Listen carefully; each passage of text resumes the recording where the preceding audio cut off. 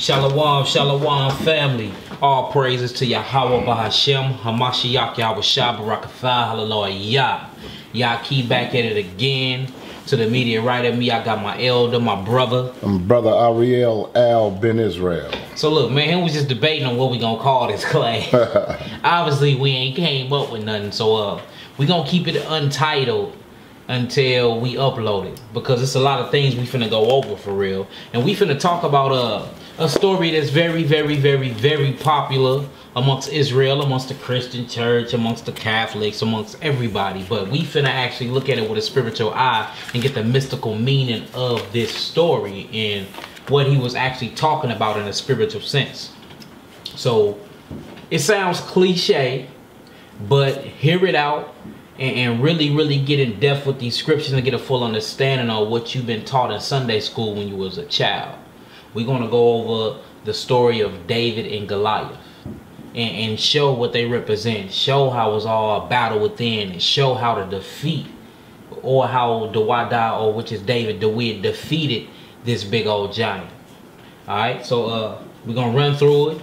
We're going to show you each and what they represent. We're going to break it down, and we're going to show you how to overcome the Goliath that's in your life. Because a lot of people got Goliaths in their life.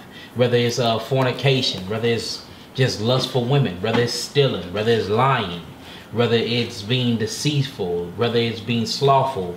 A lot of people are battling these spiritual giants inside of themselves and don't know how to really defeat it. Don't really know how to overcome these spiritual giants because they intimidated, or this giant is just too big for them. So we're going to get into the spiritual mystical meaning of that and show you how David actually won, and you apply the same thing to your life, and you can overcome and achieve your goals as beating sin also. So you know, with that being said, let's start in 1 Samuel chapter 17 verse 1. 1 Samuel chapter 17 verse 1.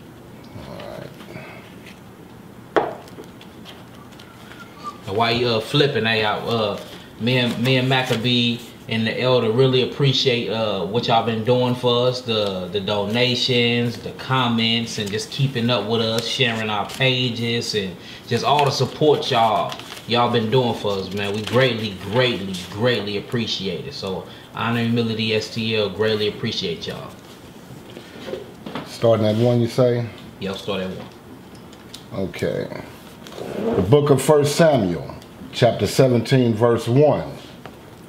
Now the Philistines gathered together their armies to battle, and were gathered together at Shilcho, which belongeth to Judah, and pitched between Shilcho and Azekah in Ephes-dammim. And Saul and the men of Israel were gathered together, and pitched by the valley of Elah. You see that? So they finna go to war, but they pitched their tents by the valley of Elah. So you got these mountains, you got plains, and then down is a valley. Well, they trying to meet up in this valley to bang, but they don't want to know whoever go in the valley first is basically they got their flank open. So they just waiting. You got the Philistines, which we always been in war with. Notice we was always in war with the Philistines. Constantly banging with the Philistines. Always at war with them. Just like you always at war in your mind. You always at war with sin. You know what I'm saying? So they getting ready to battle. But whoever goes into this valley first, of course, leaving a flank open, they vulnerable. So they pitched their tent right before the valley. Right before the valley. But you got the Philistines is still up in the mountains, right? Come on. Verse 3. And the Philistines stood on a mountain on the one side, and Israel stood on the mountain on the other side. Right. And there was a valley between them.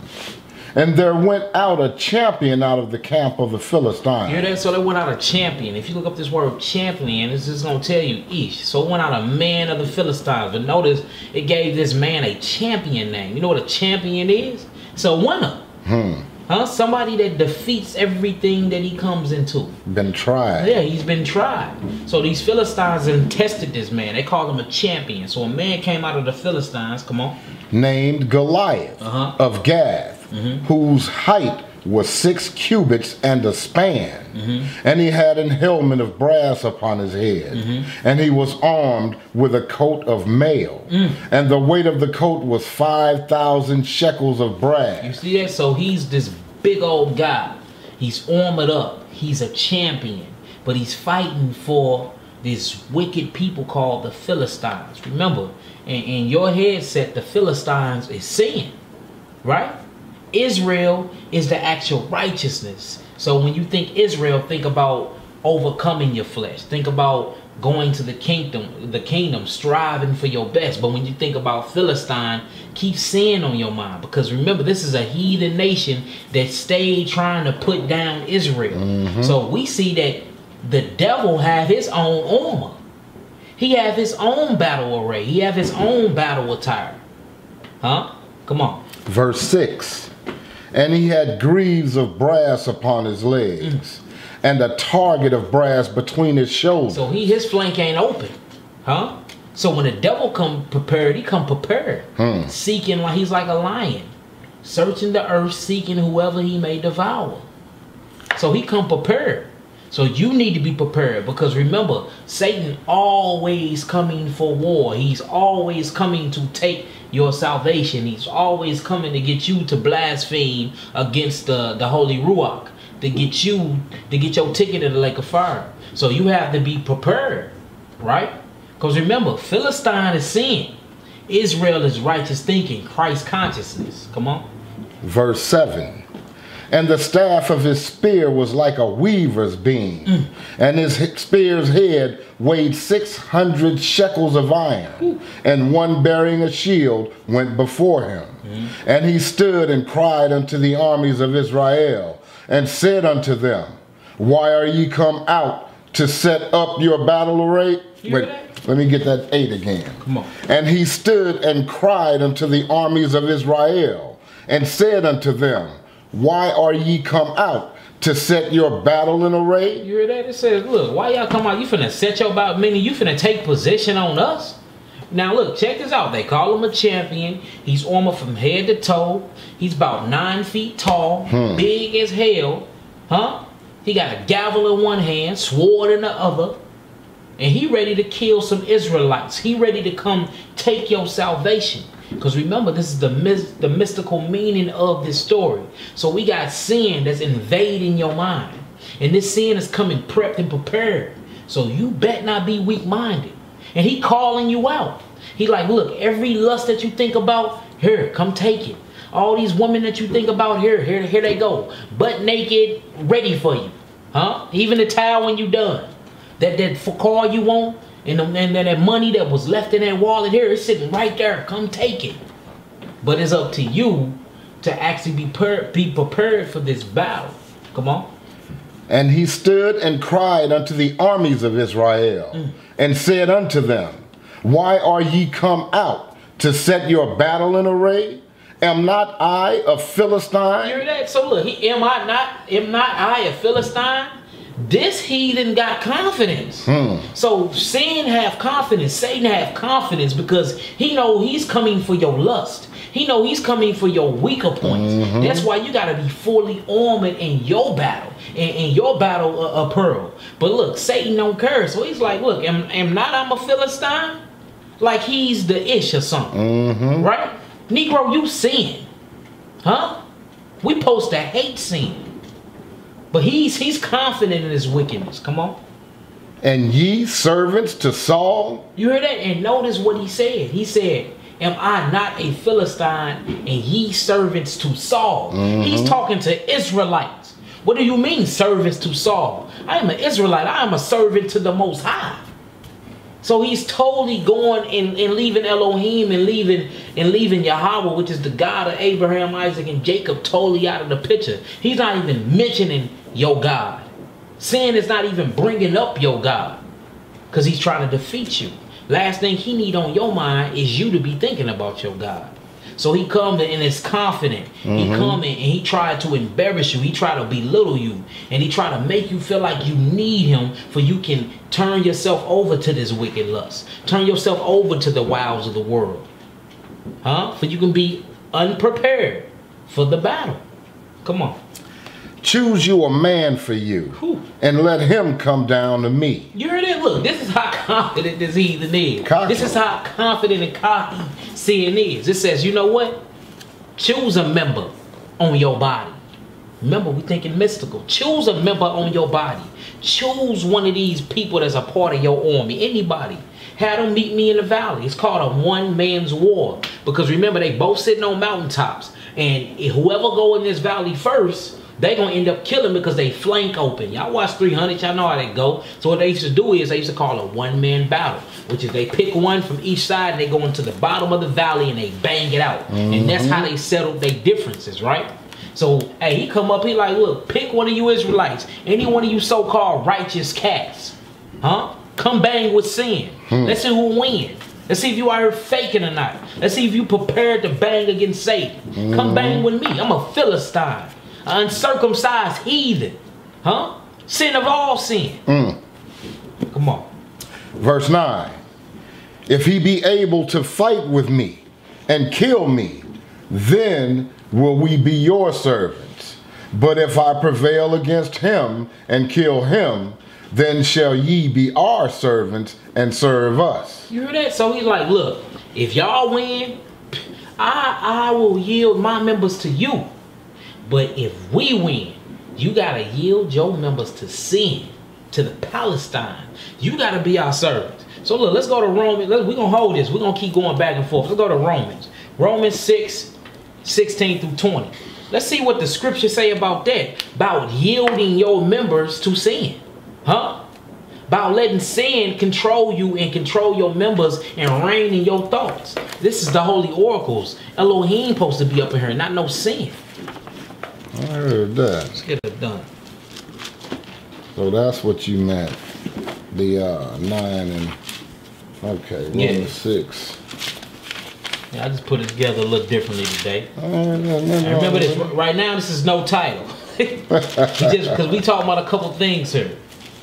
We're going to start at 16. We at Romans 6, y'all, verse 16. We're going to read through 20. Matter of fact, start at 14, Hebrew. Can I start that at 13? Yeah, you might as well. Might as well. The book of Romans, chapter 6, verse 13. Neither yield ye your members as instruments of unrighteousness unto sin. You heard that? It says don't yield your members. You got this whack Philistine talking about some, if we win, y'all got to be our servants. I'm Israel. I'm a part of the army of God. Yahweh Zabaoth. What is you talking about? Huh? We in this type of ideology and this type of mindset, you not finna win anyway. But sin be so confident in your members because they know your weak spot. So it's up to you to have this faith, to have your mind fully persuaded, to be able to battle, put on your battle apparel and get down. Huh? Because look, this is how confident sin is. Like, look, if you do this and if I win, you know you're gonna be my slave, right?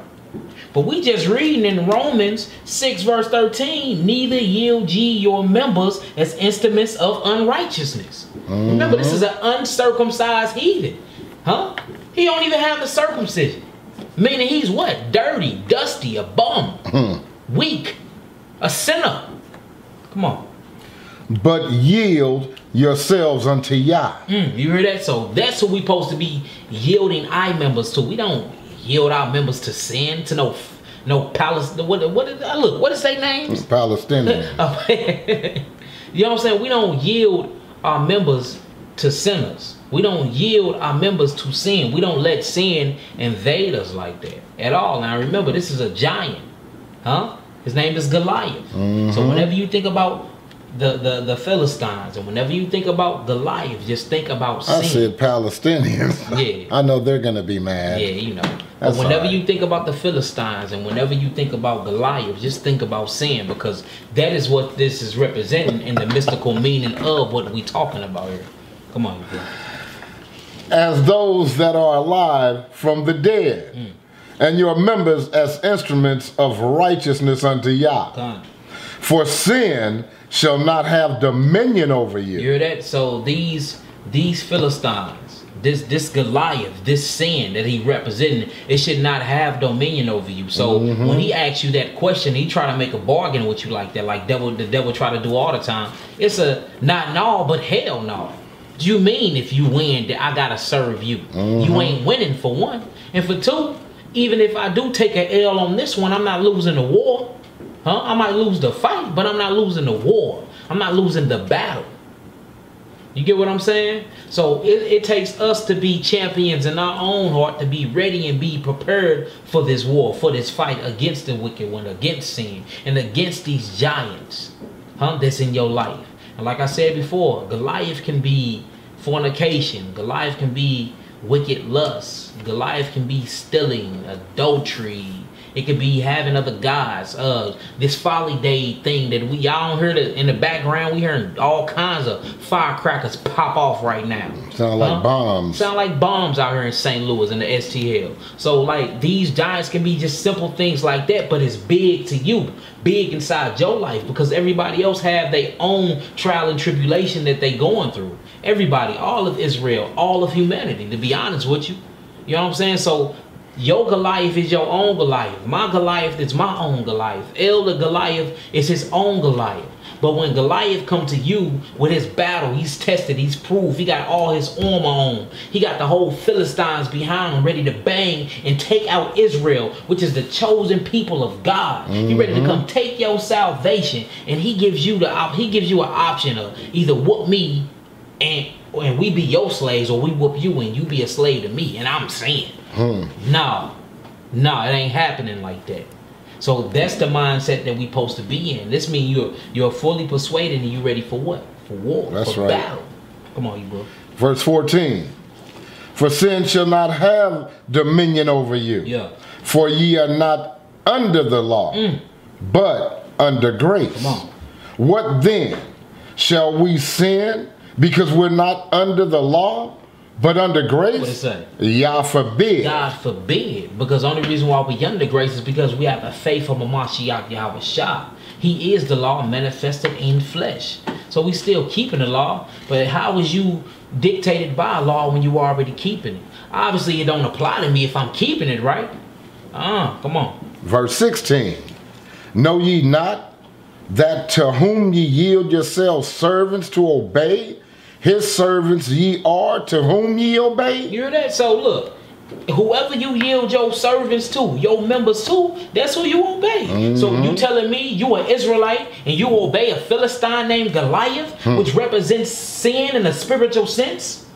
That's who you bow your members to? Or you gonna stand up and fight? You gonna stand up and make sure your battle APPAREL is straight? You gonna stand and make sure your army's on the assembly line and they set their battles array? Or is you gonna yield your members? Cause he's big, he's scary, he's 9 feet, he's from Gath, he's a Goliath, he's a giant. Who the hell care? I got the Most High on my back. That's right. Come on. Whether of sin unto death, or of obedience unto righteousness. But Yah be thanked that ye were the servants of sin, but ye have obeyed from the heart that form of doctrine which was delivered you. Oh, praise. Being then made free from sin. So look, we made free from sin. So if we made free from sin in mindset, in heart, in circumcision, how is this giant even offering something like, if I win, I get to own you? How is he? That's not even on the table. I'm free. I'm free. What did it say in John 8:38, I believe? He said the truth shall set you free. I believe in a Mashiach. Big bruh got me. I'm free. And look, guess who knew that? This shepherd boy we finna talk about. He understood that. And that's how the battle was able to be won. Come on. Okay. Being then made free from sin, ye became the servants of righteousness. Ooh, you hear that? So you're going to be a servant of something. So we free from sin, so that means we service to who? Righteousness, that's right. I don't have no problem with that. I don't have no problem with that. Because you're going to yield your members to something. Hey, why not let it be Elohim? Come on. I speak after the manner of men because of the infirmity of your flesh. Say that again. I speak after the manner of men because of the infirmity of your flesh. So he's talking about that flesh again. That flesh, that sin. that carnal thinking, that carnal mind, the Philistine, Goliath. Remember, Israel, Christ conscious, was always at war with them Philistines, sin. We stayed at war, uncircumcised heathens. Stayed at war with them.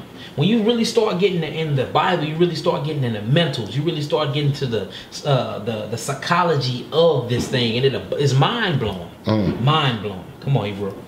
For as ye have yielded your members servants to uncleanness and to iniquity unto iniquity, even so now yield your members servants to righteousness unto holiness. Come on. For when ye were the servants of sin, ye were free from righteousness. You hear that? So we can't let Goliath get up on us and just look. He's trying to punk Israel right now. You know what Israel mean? Prince of the power. We got sin, Goliath, this uncircumcised heathen. Sin gonna invade your mind, your Christ conscious, and just try to punk you like that. You gonna stand down, or is you gonna stand up and battle and win that battle? We can stop there right there. Let's go to 1 Corinthians 7, 21 and 22, and we can keep it pushing for time's sake. Yeah, 1 Corinthians 7.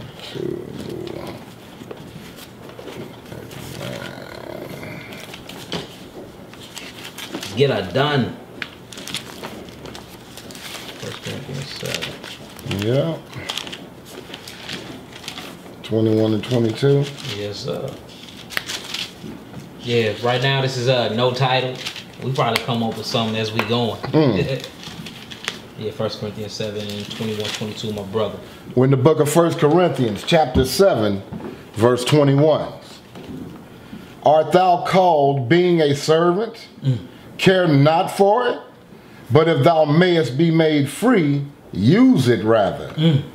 For he that is called in the Mashiach, being a servant. Wait a minute, hold on, let me run that back. Start at 20. Okay, let me get back on that 20. The book of 1 Corinthians, chapter 7, verse 20. Let every man abide in the same calling wherein he was called. Art thou called, being a servant? Care not for it, but if thou mayest be made free, use it rather. You hear that? So whether you was called to be a servant or free, you know what I'm saying? You got to stick to what it is. I have no problem being called a servant. That's what we was created for. But once you be made free, right? Once you be made free from that sin he's talking about, hey, you use it. But look, we all called to be servants to something, though. You either a servant to righteousness or you're a servant to wickedness. That's right. Verse 22. Bless you. That's what I was about. For he that is called in the master, being a servant, is the master's freeman. Right. Likewise, also, he that is called, being free, is a Mashiach servant. You hear that? So even though we free from sin, we still serving to Christ. And this particular shepherd boy in Israel understood that. He understood what he was talking about. So when this wicked Philistine, which represents sin, came into Christ's conscience, which is into the minds of the Israelites, and he made that statement that if they won, that they can take them as servants, but if they won, they can take Israel as servants. It should have been a no, not only no, but hell no, because we don't yield our members to sin. So let's go back. Let's go back to 1 Samuel. 1 Samuel chapter 17 and verse 9. That's the verse we left off on. We're going to be back and forth, y'all, so make sure y'all, Keeping up. Yeah. We're in the book of 1 Samuel, chapter 17, verse 9. Actually, we'll start at verse 10. Now, read 9 again for me. Okay. Because we done broke it down and know exactly what we mean now, you know what I mean? Okay, let's get it. 1 Samuel, chapter 17, verse 9. If he be able to fight with me and kill me, then will we be your servants. But if I prevail against him and kill him, then shall ye be our servants and serve us. We see what that means. We just went through the scripture. So that means, nah, it ain't going down like that because we ain't losing. Come on. And the Philistines said, I defy the armies of Israel this day. Give me a man that we may fight together. You hear that? He is super confident. He say, look, I'm finna whoop Israel today. Huh? Give me a man for we may bang. Go down to this valley and throw our hands. Come on. When Saul and all Israel heard those words of the Philistine, they were dismayed. They were what? Dismayed. So they astonished. They scared. And greatly afraid. Now remind you, Saul is the king of Israel. Saul is a tall dude. He battle ready, test and approved. But this giant come up and now he's scared. But he's the king of Israel at this time. Israel, the prince of the living God, the prince of the power. So, but in his mentals, he is afraid. How is that even possible? What is he afraid of? Do he lack faith? Do he have doubt? Huh? Like what the Bible say about that? Let's go to 2 Timothy. Hold y'all spot. Let's get it. Because I'm showing y'all the inconsistencies of why this battle was crazy like it was and why would it fail if that little shepherd boy, the one that everybody overlooked, the one that didn't nobody pay no attention to, didn't step up. Because he's the only one that had faith. He didn't have fear in his heart. He didn't have no fear. It was 2 Timothy. Yeah, 2 Timothy's 1, 6 to 8. Let's get it done. All right, we're in the book of 2 Timothy, chapter 1, verse 6. Wherefore I put thee in remembrance that thou stir up the gift of Yah, which is in thee by the putting on of my hand. Right. For Yah hath not given us the spirit of fear. You hear that? But you see, Saul and the Israelites was afraid. But it says, God haven't given us the spirit of fear. So why is we fearing sin? Why do we fear Goliath? Why do we fear these Philistines? These uncircumcised heathens, remember, which represents sin. Why when sin comes into our mind, we fear it and we yield to it? When we just read, we're not supposed to be yielding our members to sin. So why is we dismayed for? Because he's big? Because he wearing some metal? He got a gavel in one hand and a sword in the other? We got our own battle test and approved what? Battle array, battle apparel, armor. That's right. We got our own. Why is we worried about them? Why is we tripping off sin like that? Why we, where everybody falls short. Everybody got their own sins. All right, that's not a good thing to be repeating. Fight it. Stand up, fight back, bang back. It's time to go to war. We at war. We at the end of days. It's time to bang. Your life is on the line. Huh? Come on. For Yah hath not given us the spirit of fear, right? But of power. But of who? But of power. He gave us power, not fear, but power. Power is all we need to defeat these wicked devils. That's right. Power is all we need to go and get Goliath, which represents sin, up out of our minds. Huh? So why is it not power in Saul? And Saul is the actual king of Israel at this time. Something in the king's heart wasn't right. Something in Saul's mind wasn't right. He was spiritually weak. Come on. And of love, and of a sound mind. Come on. Be not thou therefore ashamed of the testimony of our Elohim, right? Nor of me his prisoner, but be thou partaker of the afflictions of the gospel according to the power of Yah. Come on, let's get to the Old Testament. Let's go to Isaiah. Isaiah 35. Get this Isaiah up real quick. Isaiah 35. Okay. Isaiah 35. And we still holding that 1 Samuel? Yeah, because we're going to be back and forth. Okay. Remember, hold y'all 1 Samuel, y'all. Isaiah 35, verse 1 through 4. We do 1 through 4. Okay. Trusting in another man's arm. Scared of the Philistine, scared of sin. Yielding yourself to sin. No, we don't do that over here. We're reading from the book of Isaiah, chapter 35, verse 1. Matter of fact, let's do 4 because we got a lot of scripture we got to tackle here. You want to do 4? Yeah, let's do verse 4. The book of Isaiah, chapter 35, verse 4. Say to them that are of a fearful heart, be strong, fear not. You hear that? Be strong and fear not. You got a fearful heart. It's supposed to be, look, your partner's supposed to be next to you like, look, man, what is you tripping off of? We got God behind us. Be strong, fear not. You worry about this wicked ass, what, Philistine? Goliath? Sin? That's creeping up on you like that? What, the monkey's on your back? You got a monkey on your back, you need to shake him off? Huh? He like, look, be strong, fear not. Because the Most High did not give us the heart of fear. So Saul, why are you scared over the Philistines? Why are you scared? Because this wicked, uncircumcised, sinful heathen, which is sin in your mind, called you out one-on-one. What are you scared of? Oh, you know you weak. Huh? Are you that weak-minded? You don't have that much faith?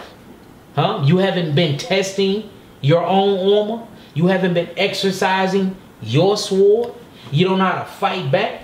Because when the same thing happened to Christ and the devil did the same thing to Christ on the mountains, what did he do? He banged back with scripture. He pulled his sword, meaning he knew how to use his armor. His own armor fit just for him. So what are you doing? What are y'all Israelites out there doing? Y'all yielding? Huh? Y'all prisoners of war? Servants to sin? Or is y'all banging back against that giant that's in your life? That Goliath is in your life. That sin, that wickedness, that lust, that stealing, huh? That backbite, tail-bearing, busybodies, huh? What's going on in your life? You got a Goliath, is you defeating him? Or is you like Saul, you scared? Come on. Verse 4 again. Say to them that are of a fearful heart, be strong. Fear not. Behold, your Elohim will come with vengeance. Even Yah with a recompense. He will come and save you. Ooh, come on. So look, it says he's going to come and save us. All you got to do is fear not. Let's get Psalms. Psalms 23. Psalms 23 and 4. Let's keep it going. Psalms 23 and 4. Psalms 23 and 4. Okay. Let's get it done. The book of Psalms, chapter 23, verse 4. Start at one. The book of Psalms. That's a dagger right there. Chapter 23, verse 1. The Most High is my shepherd. I shall not want. He maketh me to lie down in green pastures. Yeah. He leadeth me beside the still waters. Come on. He restoreth my soul. He do what? He restoreth my soul. So if Israel got a God that restores souls, why are you worried about your soul? Why are you scared of somebody killing you or bringing you down or bringing you bodily harm? Huh? Fear not the one that can destroy the body, but fear the one that can destroy the body and the soul into hellfire. So why is Saul in Israel, which is the consciousness, why are you so scared of Goliath, which is this big sin inside your life? Why you can't just fight and dig it out? Huh? Like cancer, cut it off. Why are you scared to go to war with that? Why are you steadily repeating the same sin over and over and over again? Or are you really that spiritually weak? Or do you not understand these scriptures when you read them, and it's trying to train up your psycho, it's trying to train up your brain to get you to fight against this wicked sin. We in war. We in war. Come on. He leadeth me in the paths of righteousness for his name's sake. Yeah, though I walk through the valley of the shadow of death. When they in the valley? Yeah. Didn't Goliath ask, look, notice this is David. He said, though I walk through the valley of the shadow of death. Where did he get this from? If we're going to start going through a couple scriptures, like, dang, was David actually talking about that fight? Because it's a lot, he take you back to it in a lot of these scriptures. He said, look, I walk through the valley of the shadow of death, but I will what? I will fear no evil. Not going to fear you, Goliath. You uncircumcised Philistine. Huh? Remember, spiritually, you're wicked. What I'm scared of you for? Come on. For thou art with me. Thy rod and thy staff, they comfort me. You hear me? Thy rod and thy staff comfort me. I got the Most High with me. Why am I tripping? Why am I worried about you? We may as well do this whole joint. Yeah, go ahead. Read it Verse 5. Thou preparest a table before me in the presence of mine enemies. You hear that? In the midst of my enemies, I'm going to set up a table and I'm going to feast big on it. Huh? Right. In the midst of my enemies, he prepared a table for them. Isn't that what happened in the story?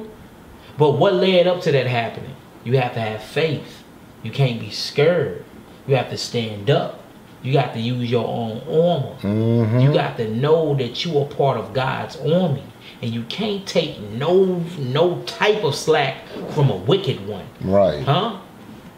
What you talking about? We don't let sin just just walk past you. Huh? You say something. We're going to get to the story though. We're going to read it. It's going to blow your mind. Because we read past this stuff all the time. Just looking at it like it's a story for children. When it's a story for our grown selves.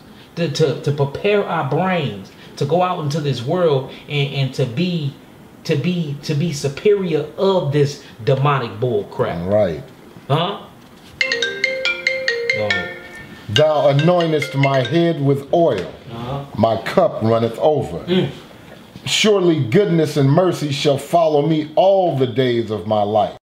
Get it done. All praises to the Most High. All praise. What verse we left off on, man? We left off in verse number 6. We're in the book of Psalms, chapter 23, verse 6. Surely goodness and mercy shall follow me all the days of my life, and I will dwell in the house of Yahweh forever. Come on, let's do one more. Psalms 34. Psalms 34. 1 through 4. Let's get back to this first Samuel after that. Psalms 34, 1 through 4. Are you doing that on purpose with these 1 through 4, 1 through 4? Nah, man. It's just falling like that? Falling like that, man. It's a spirit. The Ruach. I heard that. Ha-Ruach. All praises. All praise. In the book of Psalms, chapter 34, verse 1. I will bless the Most High at all times. His praise shall continually be in my mouth. My soul shall make her boast in the Most High. The humble shall hear thereof and be glad.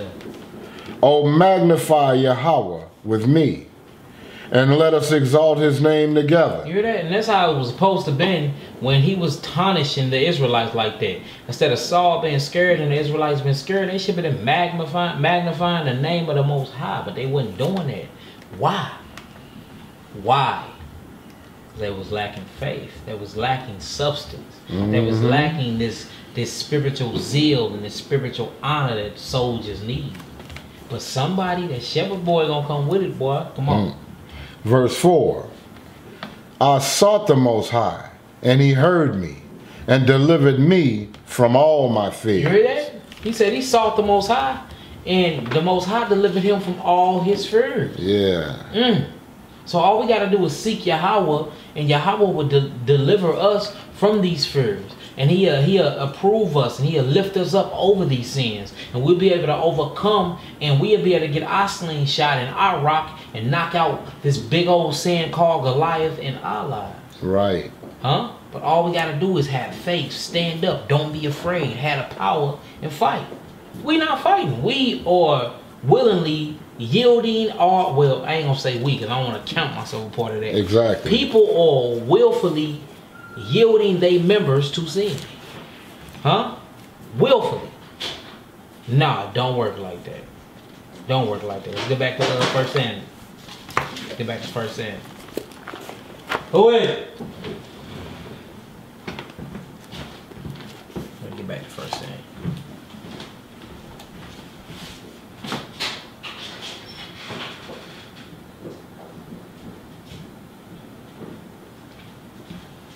Go ahead. We stopped at 12, I believe. Yeah, let's get it done. In the book of 1 Samuel, chapter 17, verse 12. Now David was the son of that Ephrathite of Bethlehem, Judah, whose name was Jesse. And he had 8 sons. Hold on, man. Everybody want to come over here and knock on the door. Yeah. Pause this for a second, y'all. Yeah, we're going to back that up too, because that... All right, let's get it in. My bad about all the distractions, y'all. Yeah. You know, we raw and uncut, and ain't none of this being edited either. Just to let y'all know. That's what it is. That's how we live. We don't live an edited life. No, we don't. Yeah, we're in the book of 1 Samuel, chapter 17, verse 12. Now David was the son of that Ephrathite of Bethlehem, Judah, whose name was Jesse. Jesse. And he had 8 sons. And the man went among men for an old man in the days of Saul. And the 3 eldest sons of Jesse went and followed Saul to the battle. So look, he had 8 sons. 3 out of these 8 sons went to the battle with Saul. So they a part of the army. They went. So that mean they was a part of the ones that was frightened and scared and hearted, faint-hearted, huh? Right? Yeah, they were in that number. So they was part of these armies that was scared when Goliath came and gave the offer, and everybody like, I'm not finna fight him. I'm not finna go against this sin, this Goliath in my life, huh? This fornication too big in my life. They were intimidated. They were intimidated by sin. Right. Spiritually. Come on. And the names of his 3 sons that went to the battle were Eliab, the firstborn, and next unto him Abinadab, and the 3rd son Shammah. And David was the youngest. And the 3 eldest followed Saul. But David went and returned from Saul to feed his father's sheep at Bethlehem. At Bethlehem. So we got David, Dawada, or Dawid, or David, however y'all want to say it. He's the youngest and smallest of them all, right? The youngest one. Now everybody at war, he still noticed to do what? Be a shepherd and feed his flock. That is very spiritual, and that's very significant. Because no matter what nobody was going through, he still tended what? The flock. That's right. He had to feed the flock. Come on. Verse 16. And the Philistine drew near morning and evening, and presented himself 40 days. Now that's another spiritual thing. 40 days. 40 days Christ fasted when he came against his giant, so-called giant, which is Goliath. You know what I'm saying? When he was tempted in the wilderness on the mountains. 40 days. It rained for 40 days and 40 nights. Moshe was on the mountain, Sinai, for 40 days, 40 nights, receiving the laws and instructions from Christ. Huh? And notice in verse 15 it says, but David went and returned from Saul to feed his father's flock. He's to feed the sheep at Bethlehem. Let's get 1 Peter's. 1 Peter's 5, 1 through 4. 1 Peter's 5, 1 through 4. See, this whole thing is putting together a story. Once we get done breaking it all down, we're going to read it through and edify just a little bit. That we can all run together. But I want to show y'all that when y'all in these scriptures and y'all reading verse from verse, it's like 10 other verses that match that verse for you can get you a full understanding. Yeah, we're going to get 1 Peter's. It's Peter. Yeah, 1 Peter's. No, no S. Just First Peter. 1 Peter's. Okay. We're not getting anywhere with that one. 1 Peter 5. There you go. The book of 1 Peter, chapter 5, verse 1. And we're still holding that 1 Samuel. Yeah, we always holding that 1 Samuel because we're going back and forth. Okay. You know, I got me a little lisp, man. You know, everything I say got an S at the end. Hey, man, that's what makes you your own individual self. You know, I suck at the King's English. That's I can speak a little Hebrew, though. I was just about to say your Hebrew is outstanding. Hey, all praise. Come on, Hebrew. The book of 1 Peter, chapter 5, verse 1. The elders which are among you I exhort, who am also an elder, and a witness of the suffering of Hamashiach, right, and also a partaker of the glory that shall be revealed. All praises. Feed the flock of Yah. What is it say? Feed the flock of Yah. And ain't that what David did? He went and fed his flock. He made sure he stayed feeding the flock. Now, of course, in this story, he was feeding a physical flock of sheep. But in a spiritual sense, no matter what you're going through, no matter what oppositions in your life, no matter how many Goliaths in your life, no matter how many bills need paid, no matter how many people talking about you, dragging your name through the mud, no matter how many people lying on you and bearing false witness on you, it says you can't stop doing the work. You better feed that flock. David is at war. His whole people is at war. They at war with the Philistines, and what he do? He's tending to the sheep. So out of this story, we get a lot of spiritual and mystical meanings of how we supposed to be reacting and acting while we is in the battle of war. We see, even though you warn with sin, that don't mean you stop doing what you supposed to be doing for God. You supposed to be spiritually exercised up enough to do what Christ did anyway. Pull your sword. Chop them asunder and keep it pushing. And be prepared waiting for the next one. Because look, he leave for a season and then he what? Right back at you. That's how Satan move. That's how them spiritually, that's how sin, the Philistines move. That's how this Goliath in your life move. You gotta be like David. Tend to the flock no matter what. Come on. Feed the flock of Yah, which is among you, taking the oversight thereof, not by constraint, but willingly. You hear that? Not because you better go feed that flock. Like, I gotta feed the flock today. But it says, willingly feed the flock. And that's what he did. He kept charge in war. Why his big brothers was off at war. Why his king was off at war. Come on. Not for filthy lucre, but of a ready mind. You hear that? Not for self-gain, right, but for a ready mind, to prepare your mind. Come on. Neither as being lords over Yah's heritage, but being examples to the flock. Come on. And when the chief shepherd shall appear. The chief shepherd, which is Christ Yahweh, the chief shepherd. He's the chief shepherd over David. He's the chief shepherd over me. Because I call myself a shepherd because I help feed the flock. He's a shepherd. He helps feed the flock. But we have a chief shepherd, which is Christ Yahweh. Mashiach Yahweh. And when he returned, you better be feeding the flock. You better be feeding that flock. That's right. No matter if you at war or not. That is the whole point of this whole thing. No matter whether you at war or not, feed the flock. Maybe that should be the name of this. Feed the flock. I don't know.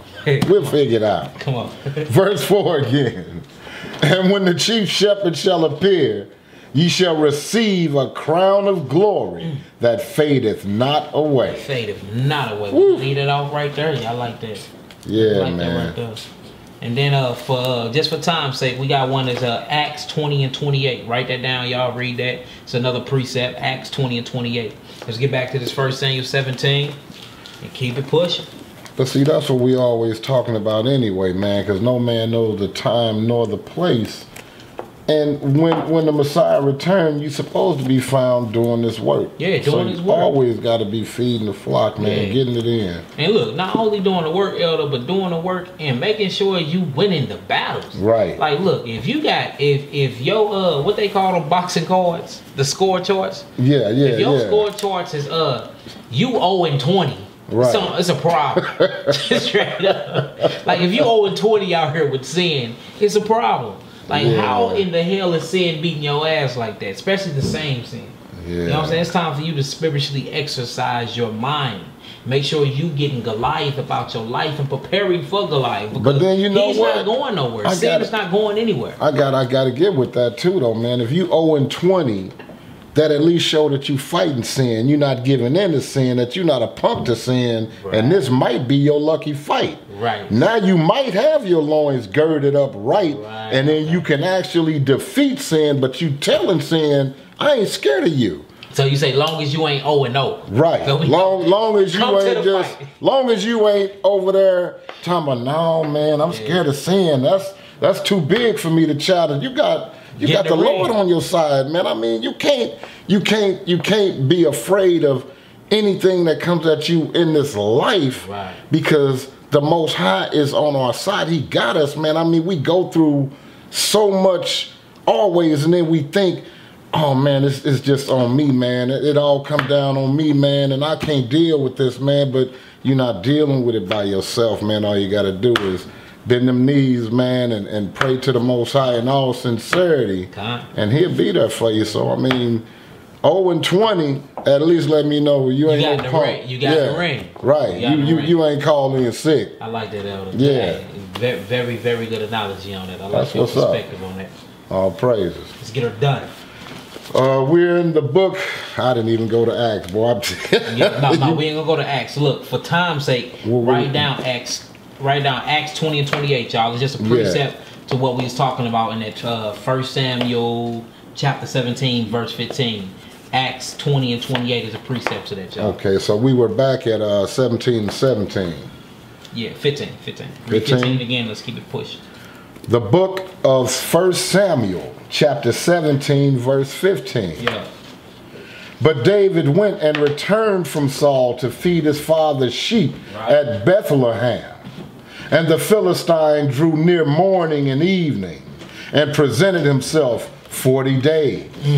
And Jesse said unto David his son, Take now for thy brethren an ephah of this parched corn, and these 10 loaves, and run to the camp to thy brethren, and carry these 10 cheeses unto the captain of their 1,000, and look how thy brethren fare, and take their pledge. So look, David, he feeding the sheep, but his father, he like, look, all right, they at war, go feed your brethren. You know what I'm saying? Go feed your people. So David is not even thinking that Goliath, this big giant, is down there rumbling on, which is sin, in the minds of Israel, trying to get them to yield their members and be servants of them, right? So he's just doing his job. He's doing what his father told him to do. His father said, feed the flock, and his father said, feed your brothers. And check on them. And check on them. And what is he doing? He's following orders from his father. Spiritually, that's how you're supposed to be with Yahweh. Come on. Verse 19. Now Saul and they and all the men of Israel were in the valley of Elah, fighting with the Philistines. You hear that? So now they banging. A fight them broke out. They banging. They sizing each other up. They setting their battles array, right? Come on. And David rose up early in the morning and left the sheep with a keeper. Did he just leave the sheep, or did he set somebody else appointed to watch them? Right, he left them with a keeper. He left them with a keeper. Making sure they were okay. Exactly. And took and went as Jesse had commanded him. And he came to the trench as the host was going forth to the fight, and shouted for the battle. For Israel and the Philistines had put the battle in array, army against army. So now they are lined up against each other. They ready to Yahoo. They ready to go at it, right? Now remind you, David coming to make sure his people good and make sure his brothers good. So he walking into a battle. He's walking into a sin versus righteousness. He's walking into a conscience. This is what's going on in your conscience right now, constantly. Romans 7, 12 to 25, all day, every day. We battling against spiritual and fleshly. Your carnal mind against your spiritual mind. Who are you going to let win? Who do you yield your members to? Is you going to let this spiritual Goliath, which is this big sin in your life, control everything and dictate how you move, send you to the lake of fire? Or is you going to overcome this spiritual sin, whether it is fornication or wicked lust or stealing or talking, using the Lord God name in vain, or putting other gods before him, celebrating folly days, talking about people behind their back. Come on. You know what I'm saying? Backbiting. Like whatever your Goliath is you letting him constantly whoop on you? Is you like Saul and the rest of Israel, or is you gonna stand up like David did? What are you gonna do? David and Goliath, which is Christ consciousness versus that wicked sin that's in your mind. Come on. Verse 22. And David left his carriage in the hand of the keeper of the carriage. Right. And ran into the army, and came and saluted his brethren. And as he talked with them, behold, there came up the champion of the Philistine of Gad. You hear that? So now Goliath back at it again, talking his ish. Come on. Goliath by name, out of the armies of the Philistines. and spake according to the same words, and David heard them. So these same words he said before, like he was going to whoop on Israel. David heard that. David like, hold on. Huh? Come on. Verse 24. And all the men of Israel, when they saw the man, fled from him and were sore afraid. Do you hear this? Look, not only this, but the man of Israel is running from Goliath. These conscious men, these righteous conscious men, supposed to be circumcised men, is running from sin. Running, not fighting, but laying down like dogs. Huh? Imagine you doing that in your wickedness, in your consciousness. Every time wickedness presents itself, you just lay down and let it have its way with you. Use a pinata now, full of dark secrets, full of dark sin. Huh? You don't think when the Most High search your heart, he gonna be like, hold on, what you got going up in here? How many fights that you didn't attend to? I can't say lost, because you're right, long as you show up the bang. But look, we not here just to bang to be losing, though. Right. We fight for perfection. We supposed to be perfecting ourselves, perfecting our consciousness, rebooting our minds, kicking sin out the door, take the trash out. Huh? So look, they ran from Goliath. This wicked this wicked giant that came up, and they run from him. But these are Israelites. Know that they Israelites. Have seen the power of their God and heard the stories. We in Samuel. There's so many books before these. Miracles didn't happen. Exodus didn't happen. It's so many scriptures and stories of miracles that happened from God being with this people, which is our people, the Israelites. And they running from a 9-foot giant. If that ain't lack of faith, I don't know what it is. Do you have a lack of faith? Huh? You yielding your members to Goliath, which is sin, in your Christ conscience, your mind? Come on. Verse 25. And the men of Israel said, have you seen this man that has come up? You hear that? They're like, man, you seen how big this nigga is? Look, they acting like, what's old boy name off of Friday? That's my bike, punk, when Debo knocked him out. And they acting like, oh boy. Have you seen him? Let me give him my bike. He can have whatever he want to have. Let me yield all my members to sin. Huh? It's just so big. It's so vast. It's so strong. I'm too weak to fight back. You think you getting in the kingdom of heaven like that? Nah, it ain't no place for you there. Yah forbid. Huh? Come on. Surely to defy Israel is he come up. You hear that? Surely. Look, truly. He's going to defy us. That's why he came up. They have no faith whatsoever. Right. Sin, you better not ever be like that when sin presents itself to your mind. You have no faith. You just put your neck down to the guillotine. Just forget it. Just take my head now. Like, where's your power? Where's your strength? Because the show ain't in Yahweh. You got it in something else. And whatever is in, it's failing you bad. Bad. Huh? When we going to start fighting back against sin? When is we going to start really putting on the armor of God? Really using our sword. Really using our breastplate. Really using our feet. Really using our helmet. Really using our shield. And fight back against this spiritual wicked Goliath that's in our conscience, that's in our lives. Steady evading and taunting us and taunting our God. Making us shame the name of our holy Abba, our holy Father. When is we going to start really standing up and fighting back? Whooping sin. Because we looking bad out here right now. Sin is whooping our ass. Right. Yeah, we getting all this from David and Goliath story, y'all. Yes. This is true. Come on. And it shall be that the man who killeth him, the king will enrich him with great riches, and will give him his daughter, and make his father's house free in Israel. You see that? So you see, it's a war. It's a reward to killing sin. It's a reward to fighting back and standing up and like, no, wicked one. Ain't no place to sit here. You not welcome here. I don't have no couch, no chair, no table. I don't even have a floor for you to sit on.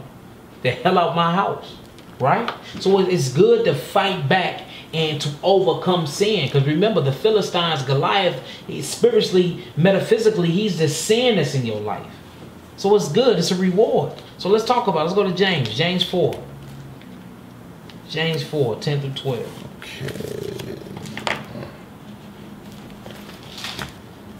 James 4, 10 through 12. 4, Check on the scale. 12.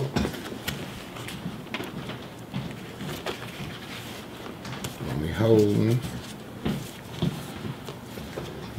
Yeah, remember, hold your spot. I done lost one spot. I'm tripping.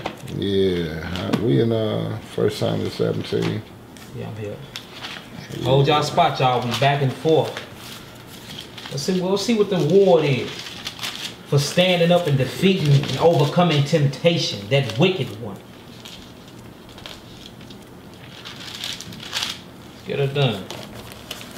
Let me say 4. Yeah, James 4, 10 to 12. When the book of James, chapter 4, verse 10. Humble yourselves in the sight of the master, and he shall lift you up. Speak not evil one of another, brethren. He that speaketh evil of his brother, and judgeth his brother, speaketh evil of the law, and judgeth the law. But if thou judge the law, thou art not a doer of the law, but a judge.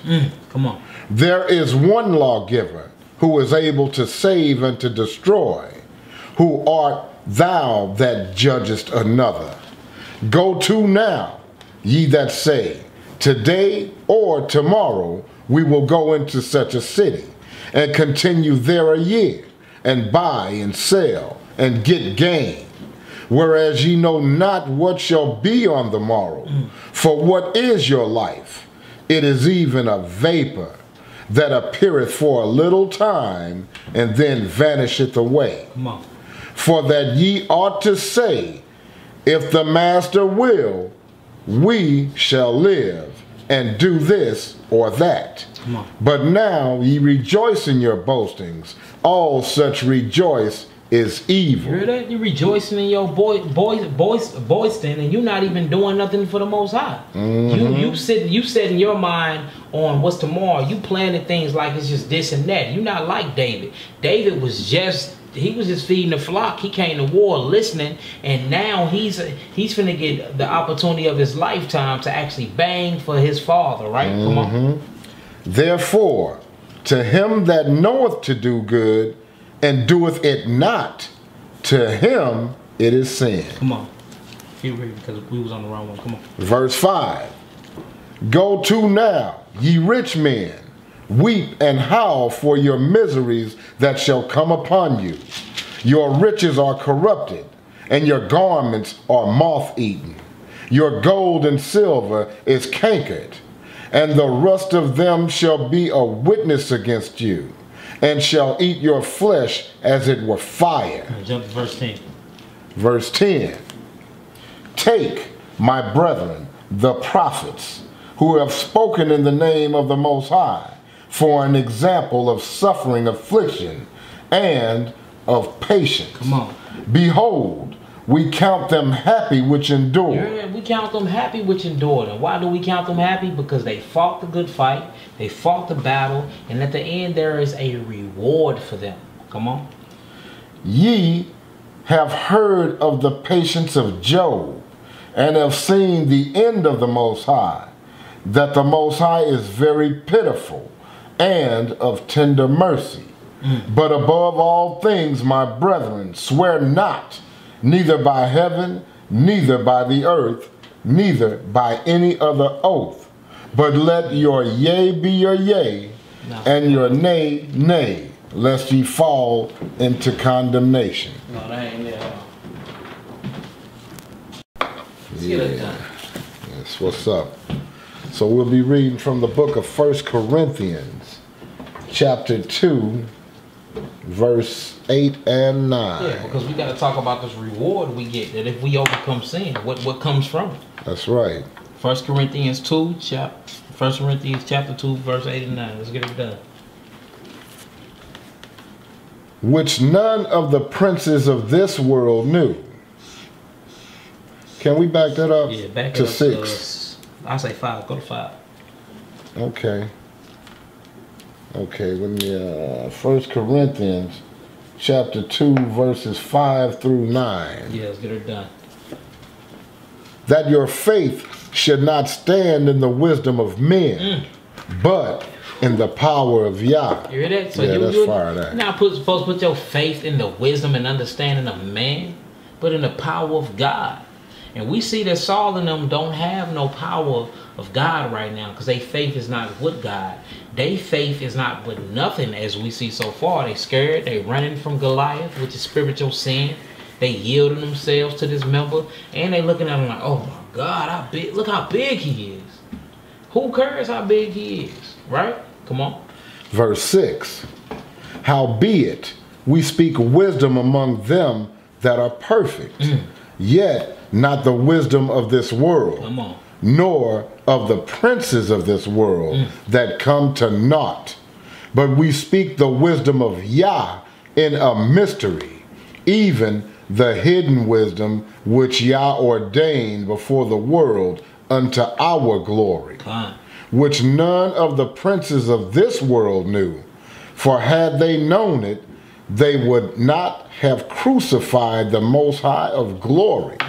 But as it is written, eye hath not seen, nor ear heard, neither have entered into the heart of man the things which Yah hath prepared for them that love him. So when you accomplish and you throttle down sin and you overcome this Goliath, this big old sin that's in your life, it's a place prepared for you that is not even spoken of. Your mind can't even imagine it. That's beautiful.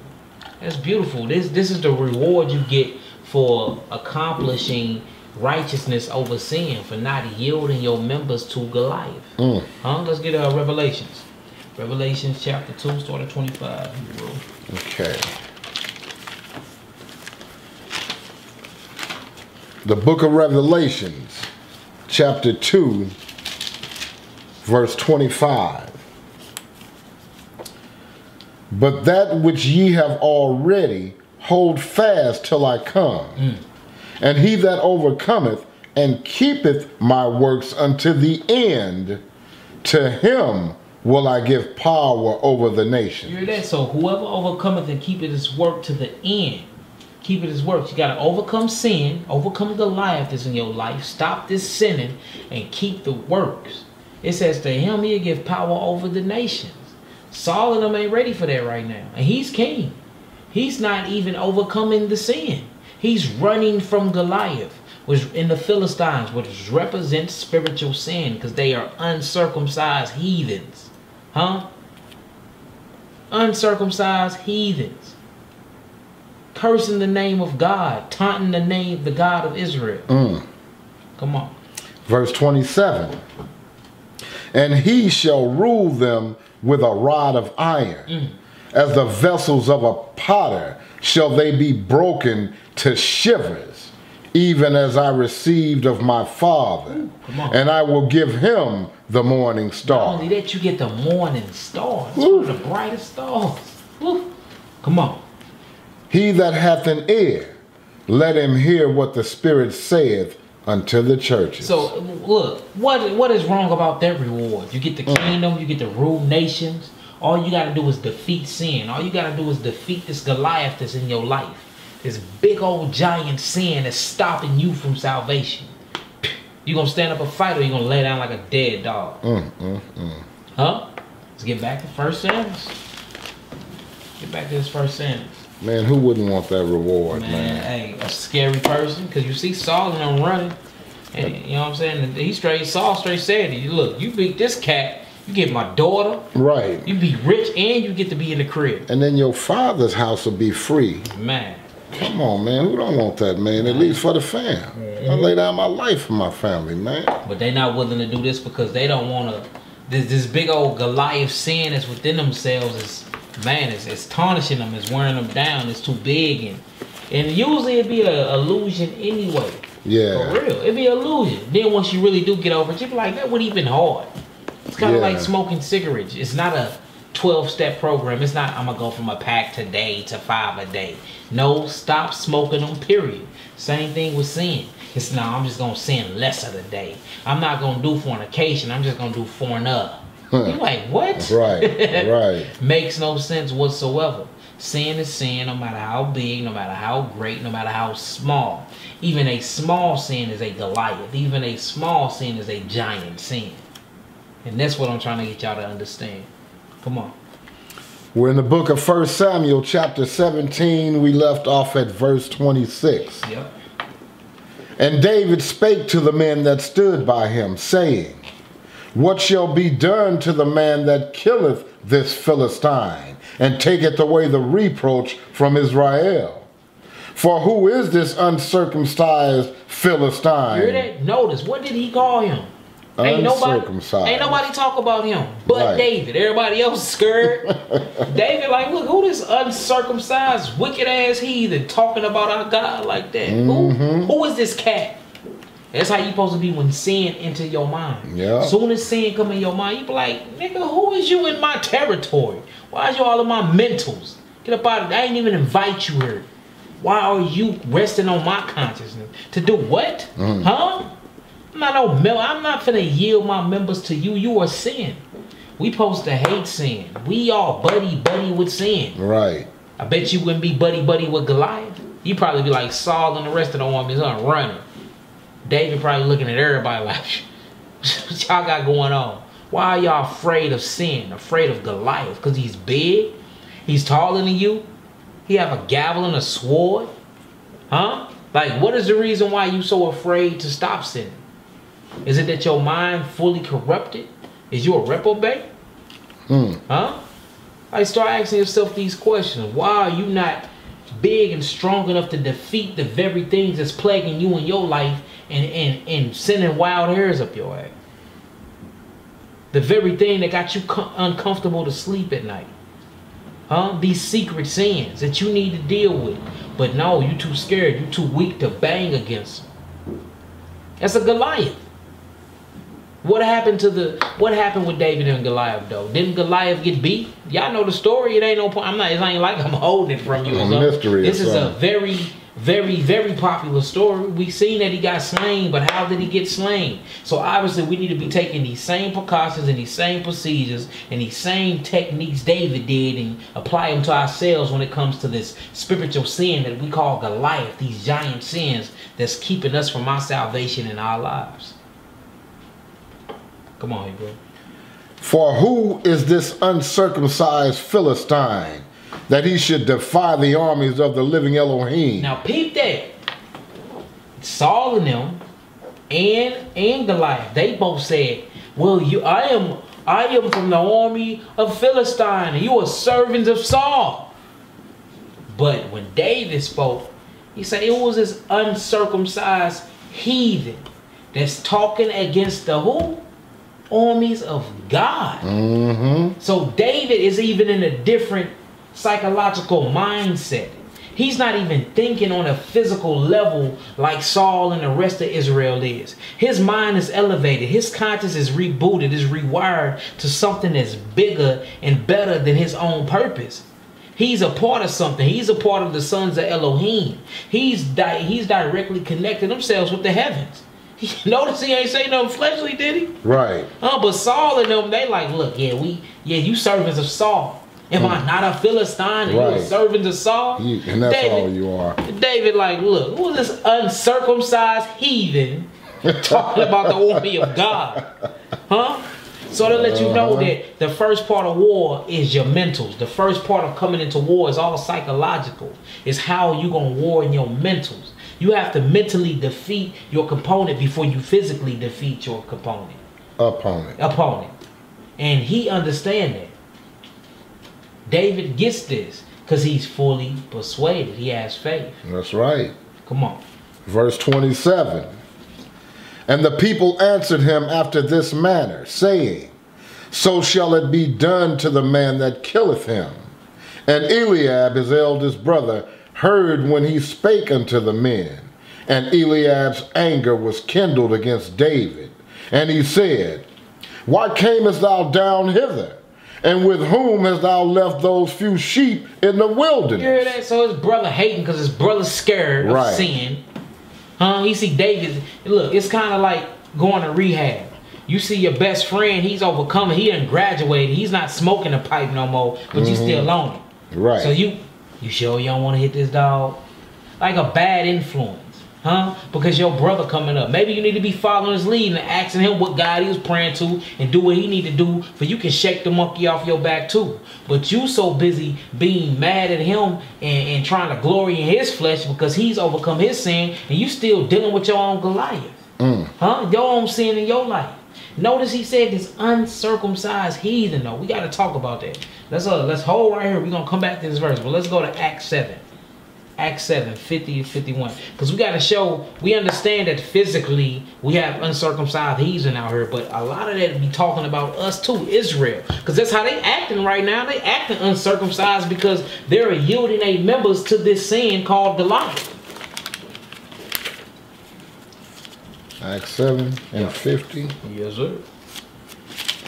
Okay. Let's get her done here, bro.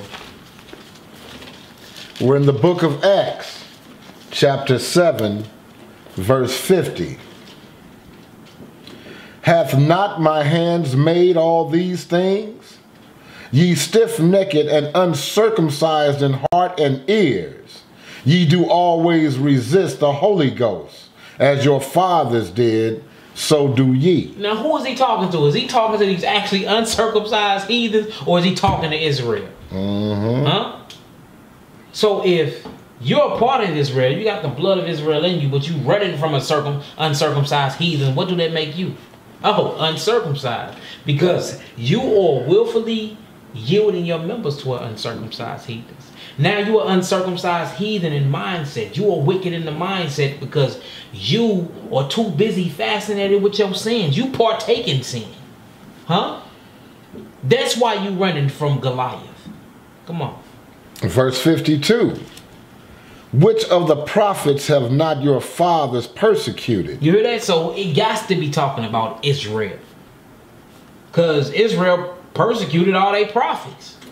Y'all been watching Mali class, War in Israel? Who been killing the prophets? Israel been killing Israel. So this is talking about Israel when he says uncircumcised heathens. Huh? He talking about us in mindset. And that's how you are yielding yourself to sin. Because you're afraid of Goliath that's in your consciousness. You're not willing to raise up to the Israel Christ conscience and bang this sin that's steady trotting you down and keeping you weak in faith and keeping you weak in mind, keeping you doubting, that's killing you like cancer. Because you're afraid of Goliath. Come on. At 52 again. Which of the prophets have not your fathers persecuted? And they have slain them which showed before of the coming of the just one, of whom ye have been now the betrayers and murderers, who have received the law by the disposition of angels. Who received the law? Didn't Israel receive the law? So now we know what he's talking about. And have not kept it. Come on, Ephesians 2, 10 to 12. We're going to go back. Ephesians 2, 10 to 12, and then we're going to get back to the first Samuel. 2, 10 through 12. Look, hey, scripture say what it say. I ain't say it, scripture said it. Don't get mad at Yah'ki. Don't get mad at Elder Ariel out in Israel. It's scripture. Huh? I be cutting myself sometimes when I be over there. I get to cutting myself. That's when you know it's real though. Yeah, you gotta tighten your game up, baby. So what's up? The book of Ephesians, chapter 2. Start at 10, Hebrew. Verse 10. For we are his workmanship, created in Hamashiach Yahushua, unto good works, which Yah hath before ordained that we should walk in them. Right. We supposed to be walking in the ordinances of Christ. We ain't no chumps. We circumcised. We got the covenant. What is we tripping off of? Why is you still sinning? You got the covenant. Huh? Come on. Wherefore remember that ye, being in times past Gentiles in the flesh. Oh, it says that you was an uncircumcised heathen in the what? In the flesh. In the carnal thinking. In your mindset. David has called an uncircumcised heathen out. He like, who the hell is this uncircumcised heathen? Talking about the God of Yisrael and his armies. But you acting like this uncircumcised heathen. So, you a part of the Philistines now. You a traitor. You a traitor. You on their side now. Because you steady yielding your members to sin. You can't even overcome sin. Right. You can't because you scared of this Goliath in your life. This big sin that's in your consciousness. Kingdom won't come from that, y'all. Kingdom will not come from that. Let's get it together, Israel. Let's get Read on. Yeah. Who are called uncircumcision by that which is called the circumcision in the flesh made by hand. You hear that? You are circumcised by the flesh, but you still uncircumcised by the mind. Huh? It says Abraham was circumcised by the heart. David circumcised by the heart. But you can't even defeat sin. You let sin just tickle your fancy all day long. But then you have the nerve to say that you're righteous. Or you have the nerve to claim you Israel. No, you are a false flatterer. And that's why you running from the Goliath that's in your life. Huh? Don't be claiming to have a heart like David. You ain't got no faith. You can't even stand up and put your arm on right in battle array to bang against the Goliath that sin is in your life. Huh? Who are you to talk about anybody else? That's deep, ain't it, man? Right, it is, man. That's crazy, man. Huh? After you finish that verse? You want that 12? Yeah, let me get that 12. Verse 12. That at that time ye were without Hamashiach, being aliens from the commonwealth of Israel, and strangers from the covenant of promise, having no hope and without Yah in the world. Ooh, we got the covenant. They got the covenant. These are Israelites running from Philistines. What the hell is going on there? Yeah, man. Huh? What is going on? Weak in belief. No faith. Letting just sin just ruin your lives. Growing up your spiritual house like vines and poison ivy and just attacking you. And you just cool with it. David wasn't cool with it. Let's get back to this first sin. Yeah. See, and that's almost like having quality clothes and then having those knockoffs you can buy at the swap meet. Right. That you know the quality gonna last. It's made well. So we know what we know what our backup is. We know what this is truthfully in our heart. Right.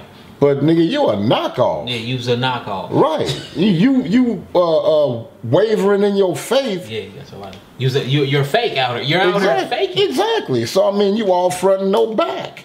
You know what I mean? It's hospital gown. Yes, sir. That hospital gown doctrine.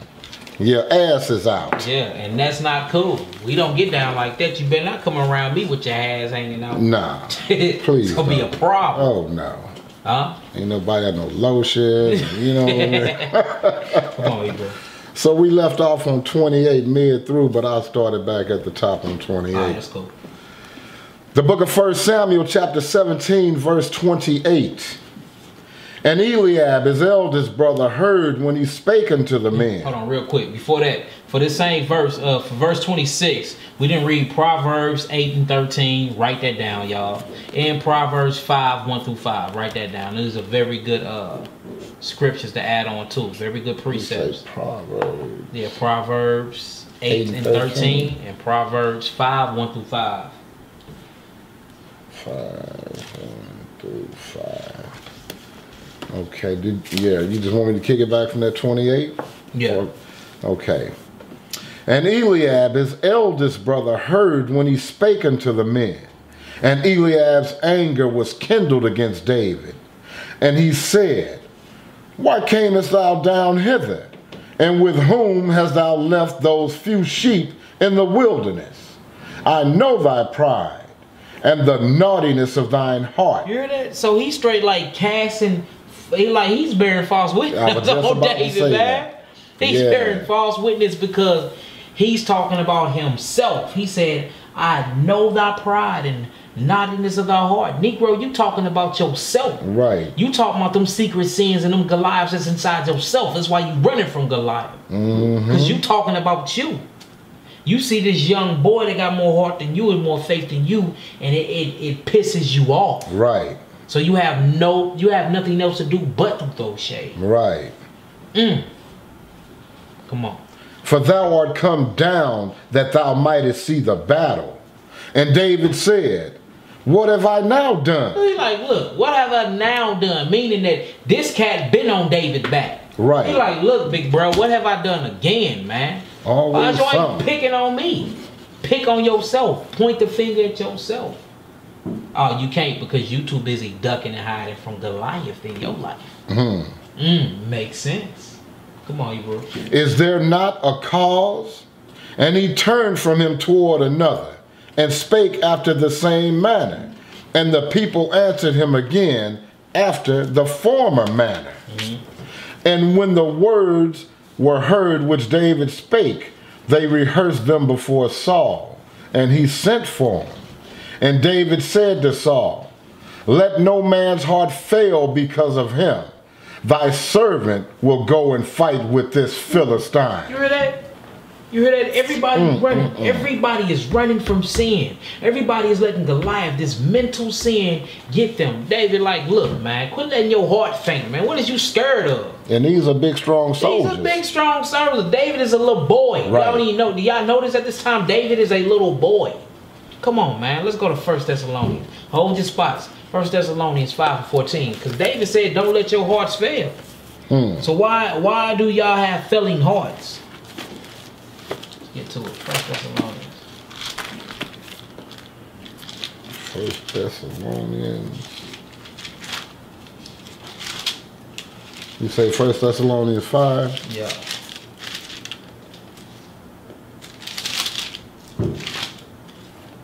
Man, they still. They're out there popping them fireworks. Folly days, man. 1 Thessalonians 5 and do 4. Started, 5:14 for time's sake. Let's just 5 and 14? Yeah. Okay, the book of 1 Thessalonians chapter 5, verse 14. Now we exhort you, brethren, warn them that are unruly. Comfort the feeble-minded. Says comfort what? The feeble-minded. Ain't this what he doing right now? He like, man, don't worry about it, Saul. I'll go fight this uncircumcised heathen. Come on. Support the weak. Support the weak. Ain't Saul being weak right now? And he's All supposed of to them be are. Israel. All of them. But what is David doing? He like, man, I got this. I got the God of Abraham, Isaac, and Jacob behind me. That's right. Huh? Come on. Be patient toward all men. Ain't he patient toward them? Because I'll be ready to go off. Yeah, I'll no be doubt. ready like, what is y'all on? Y'all represent Israel. He appointed you king Saul over Israel. Why y'all over here behind the bushes? Why is y'all behind the bush? Don't do that with sin. Boy. Look, remember, we speaking spiritually. Goliath is sin. The Philistines is sin. Huh? Israel's supposed to be the consciousness, the good side. Goliath is the carnal mind. Israel is the spiritual mind. If the spiritual mind is weaker than the carnal mind, you are what? You are enslaved to sin. And this is what's going on right now. But look, we have hope. We got David. Had a David-like spirit in you to come through and be like, oh, hell no. Yeah. Huh? Heaven, yeah, but hell no. That's right. You know what I'm saying? Come through and swift that up. Let's get another one. 2 Corinthians 4. 2 Corinthians 4. 5 to 10. Corinthians 4. Yeah, 5 to 10. Okay.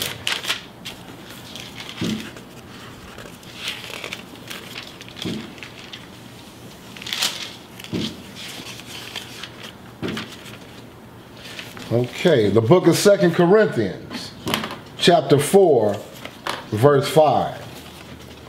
For we preach not ourselves, but Hamashiach Yahawashi, the Master, and ourselves your servants for Yeshua's sake. Ooh, so we serving the who?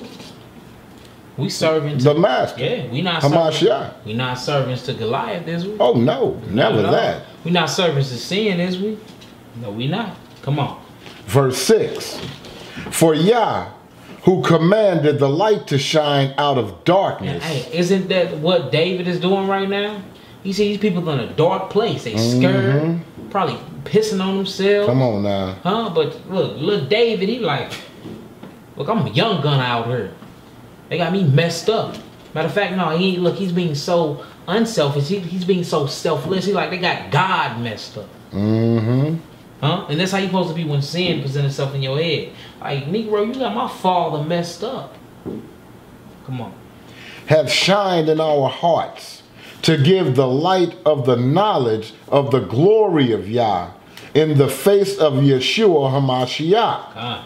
But we have this treasure in earthen vessels, that the excellency of the power may be of Yah and not of us. You hear that? So where's the power at? In God. That's right. And that's what David is trying to tell him. Yeah. The power's in God. Why is you worried about sin when you got power from God? Overpower the sin. Get rid of Goliath. Get rid of that Goliath in your life.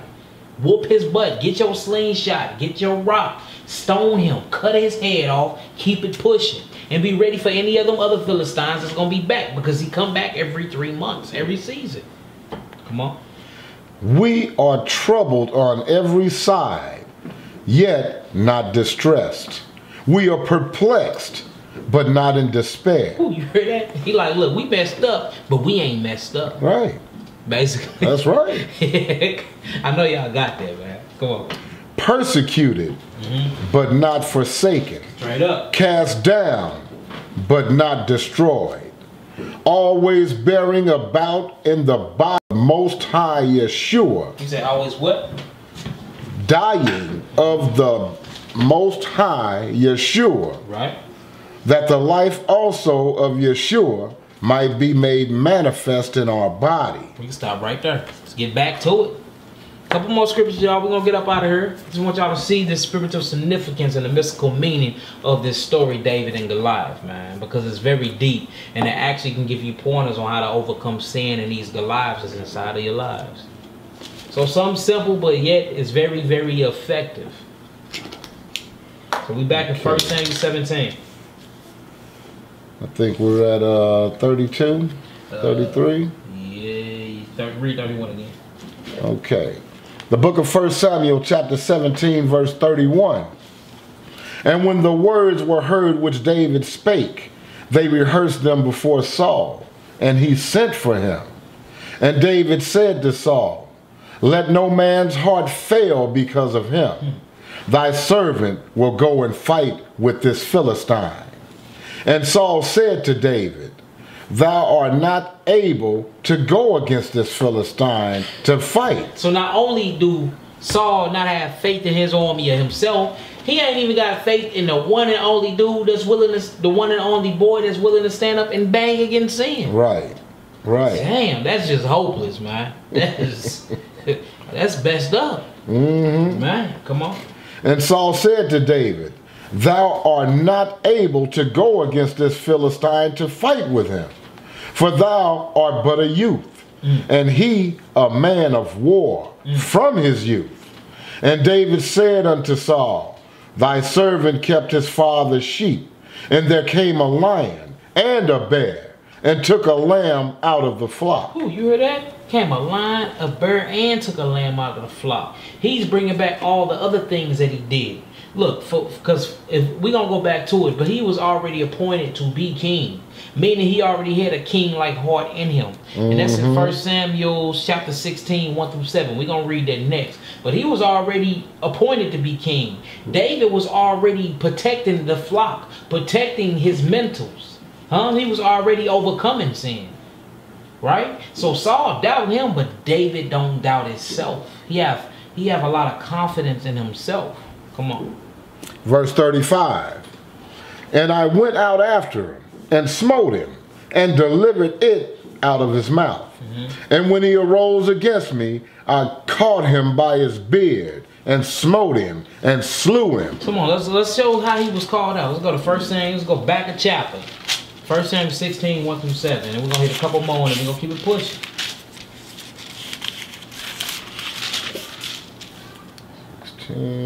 Y'all be quiet in there. The book of 1 Samuel, chapter 16, verse 1.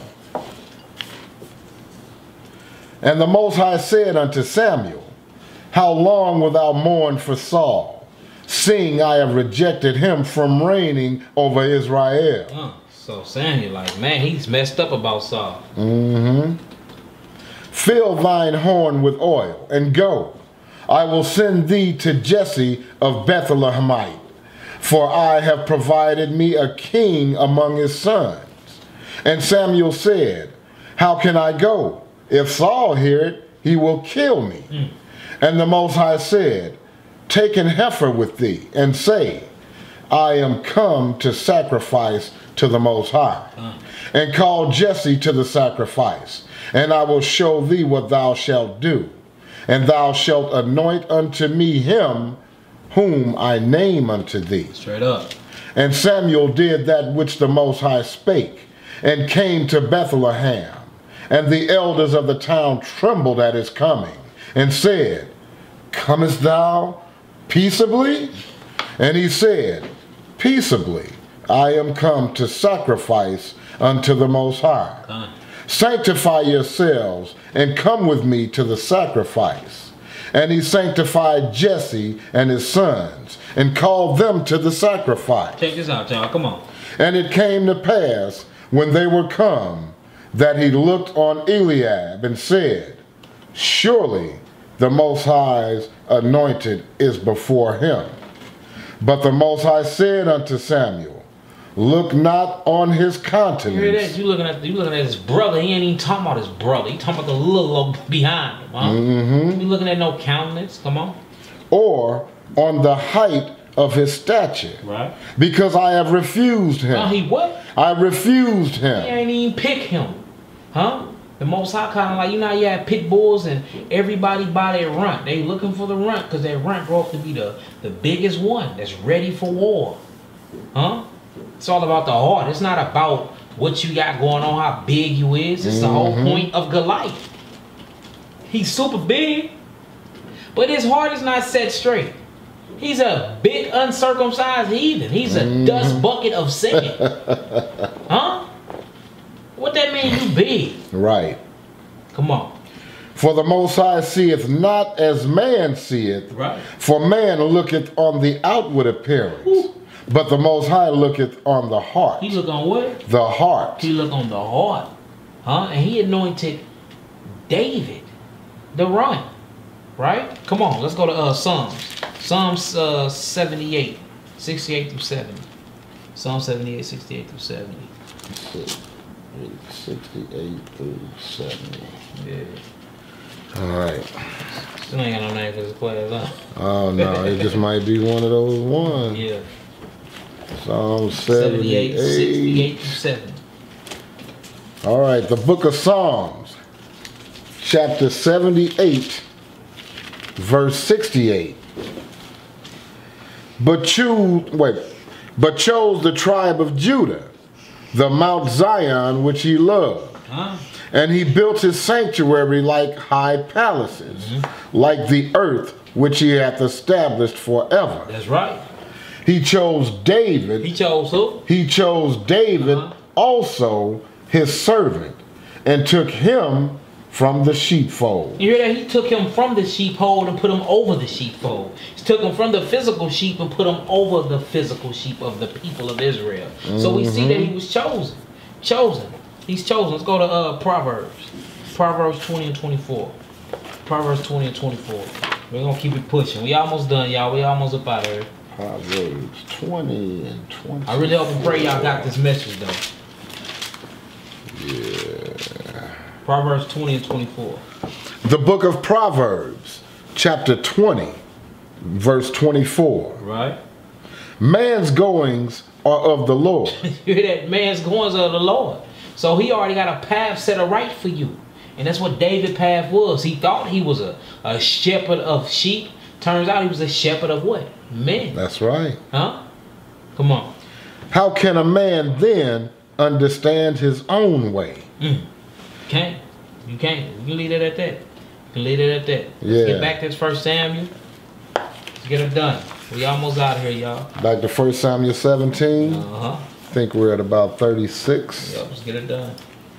Thy servant slew both the lion and the bear, and this uncircumcised Philistine shall be as one of them. Ooh, you hear that? He's confident. He like, look, Yeah. this heathen finna get dropped. I'm finna overcome this sin.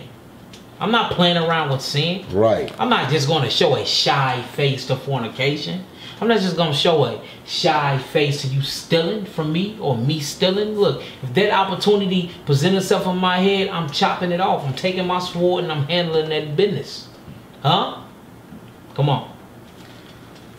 Thy servant slew both the lion and the bear, and this uncircumcised Philistine shall be as one of them, seeing he hath defied the armies of the living Elohim. You hear that? He did it again. He's still talking about the armies of God. But what do we mean like that by that? Let's go to Psalms. Psalms 9. Psalm 94, 16. Say Psalm 94 and 16. 94 and 16. Remember, hold y'all places, y'all. We back and forth just to show the whole vibration of this whole chapter for real. Of the whole 1 Samuel 17.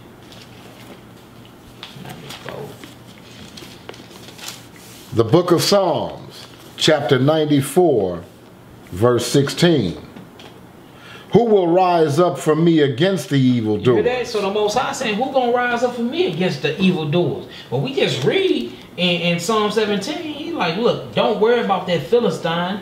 He says, shall be as one of them, seeing that he have defiled the armies of the living God. He said, I'm gonna treat him like the lion and the bear. Huh? Slaying them. David already knew. Them. Yeah, I'm gonna do the same thing I did to them two sins. I'm gonna do it to his big sinful ass. He finna get slayed.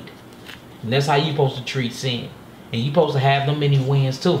Like already, I killed the lion, the tiger, and the bear. I killed fornication. I killed lust. What you mean? Stealing, petty theft, that ain't nothing. I can overcome that too. There's no such thing as Goliath. Because you have faith. You can conquer. You can conquer all things. Come on. Or who will stand up for me against the workers of iniquity? Ooh, we can stop there right there. Yeah. Let's go to another one. 1 Corinthians 16, 13. 1 Corinthians 16, 13.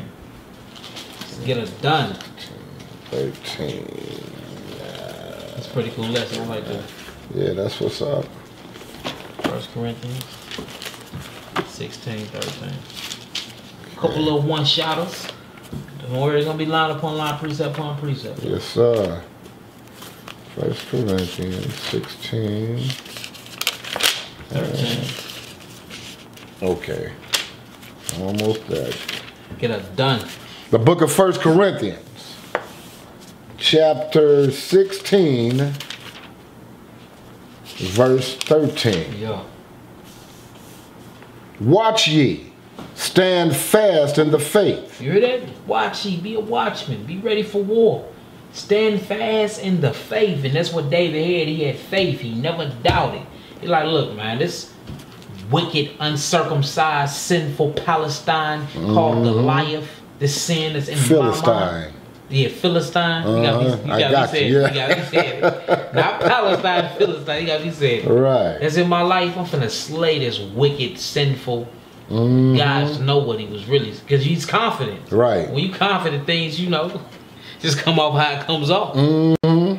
But he's finna slay sin. He's finna overcome sin in his life.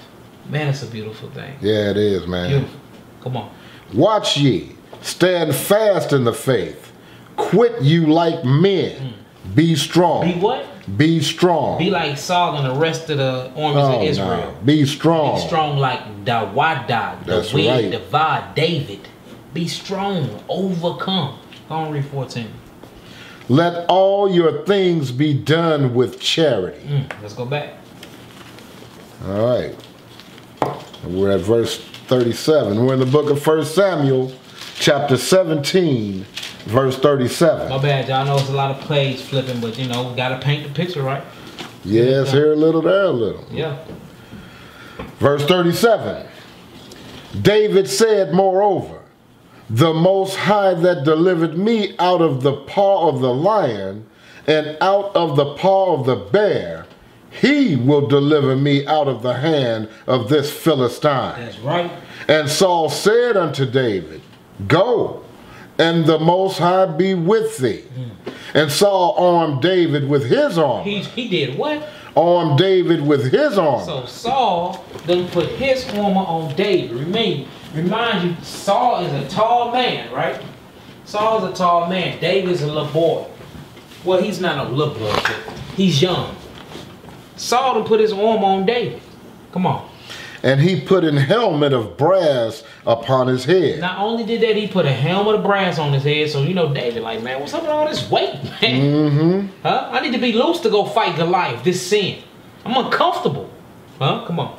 Also, he armed him with a coat of mail. A coat of mail, these, they look like feathers, but they're actually metal plates. And they all overlap each other like feathers. Come on. And David girded his sword upon his armor. And he essayed to go, for he had not proved it. You hear that? He ain't proved his armor. He haven't proved this. Why am I wearing something that I ain't proved yet? This is my own battle within. I got to fight with my sword and how I know. You might got this chapter in this verse, but I have this chapter in this verse. You know what I'm saying? The meaning can be the same, but this is how you prove your sword. I got to prove my own battle of pearl and set my own battle array. So even David understood that he couldn't glory in another man's flesh. He can't fight in another man's armor. He got to use his own armor to fight. He got to use his own warrior mentals, his own mindset to fight. You know what I'm saying? You can't be blaming your sins off somebody else. Check yourself first. He like, look, this ain't been proven. I'm not finna go to war in your armor. Negro, this is your armor. I need my own armor. I got the faith to God. And when you have that faith to God, he gives you Ephesians 6 and 12 and 10 on out. 10 and 6. You know, he gives you that. That army and that battle of pearl is fit just for you, not nobody else. And the Wada understood that. He understood this meaning. So what he do? And David said unto Saul, I cannot go with these. You hear that? He like, man, who you fooling? Man, look, I wear a size 7. You giving me a size 12. Negro, I got McDonald Douglas feet right now. You know what I'm saying? I can't fit your shoes. And I'm not trying to take a walk in your shoes. Right. Because I don't fit those. They don't fit me. Huh? Come on. For I have not proved them. And David put them off him. And he took his staff in his hand. And he took his staff in his hand. So hold on, let's get some scriptures on that. 1 Corinthians 2. 1 Corinthians 2, 1 through 5. 1 Corinthians. Because look, we can't be glorifying ourselves in other man's flesh. I can't get to the kingdom because of Ariel, because my elder. I get to the kingdom off my own work. I can't get to the kingdom because my sheep brew. I get to the kingdom off my own work. I can't get to the kingdom because of my children. My own work. And same as for them. Huh? Why am I trying to go and battle in other people's apparel? No. I have to train myself up. Learn the ways myself. Get an understanding of this truth myself. Learn my secret sins and battle them myself. Now, of course, I can be encouraged by others. But look, who banging with me and who's my spiritual teacher is Christ and the Holy Spirit. So I'm not going to glory in another man's flesh. I'm not going to put on another man's armor and go to war. Because it's not fit for me. It's fit for him. Come on. The book of 1 Corinthians, chapter 2, verse 1. Yeah, 1 through 5, brother. And I, brethren, when I came to you, came not with excellency of speech or of wisdom, declaring unto you the testimony of Yah. For I determined not to know anything among you, save Yahweh Shah HaMashiach, and him crucified. And I was with you in weakness, and in fear, and in much trembling. Hey, wasn't David with them in weakness, fear, and trembling? Yes, sir. Ain't that crazy how all these scriptures be lining up, though? What's going on here? It's got to be divinely inspired. It got to be. Come on. And my speech and my preaching was not with enticing words of man's wisdom, but in demonstration of the Spirit of the power. Of the power of who? The Most High. That's right. Come on. That your faith should not stand in the wisdom of men. So it says that your faith should not stand in the wisdom of man. What are you glorying in other man's for? Jeremiah 17:5. You hear me? So look, your faith, Jeremiah 17:5, that was a precept, you got it. But look, your faith. You surprised? Nah, you did this thing, brother, all praise. Your faith ain't supposed to be established in what another man say. You need to learn it from yourself. Huh? You need to learn it from yourself. And look, Google ain't a scholarship either. Can't Google your way out of sin either. Like, get in this book, study it up. Get your sword sharpened for when Goliath come in your life and these wicked ass Philistines, you can go and pull your sword and sharpen, you can bang. Huh? Come on. That your faith should not stand in the wisdom of men, but in the power of Yah. In the power of God. So your faith and your trust is not supposed to be in man and another man's armor, but supposed to be in God. That's scripture. That's what David said. I haven't proved this. Let's go to Psalms. Psalms 146:3. Psalms 146:3, brother. All right. Let's get it done. Psalm 146:3. When the book of Psalms, chapter 146, verse 3. Put not your trust in princes. Ooh, it says what? Put not your trust in princes. Why is you putting your trust on another man? Ask yourself that. Come on. Nor in the Son of Man. Nor in no man. Don't put your trust in kings, princes, nor in no man. Your trust go to God. And David knew that. And you supposed to be this same way when you banging against your Goliath. Pray to the Lord. Ask him to battle proof and attest you. You know what I'm saying? Why is you asking another man that's going through his own situations with Goliath? Exactly. Do that even make sense, Elder? It don't make sense, man. Come on, you bro. In whom there is no help. Whom is there? There's no help in that.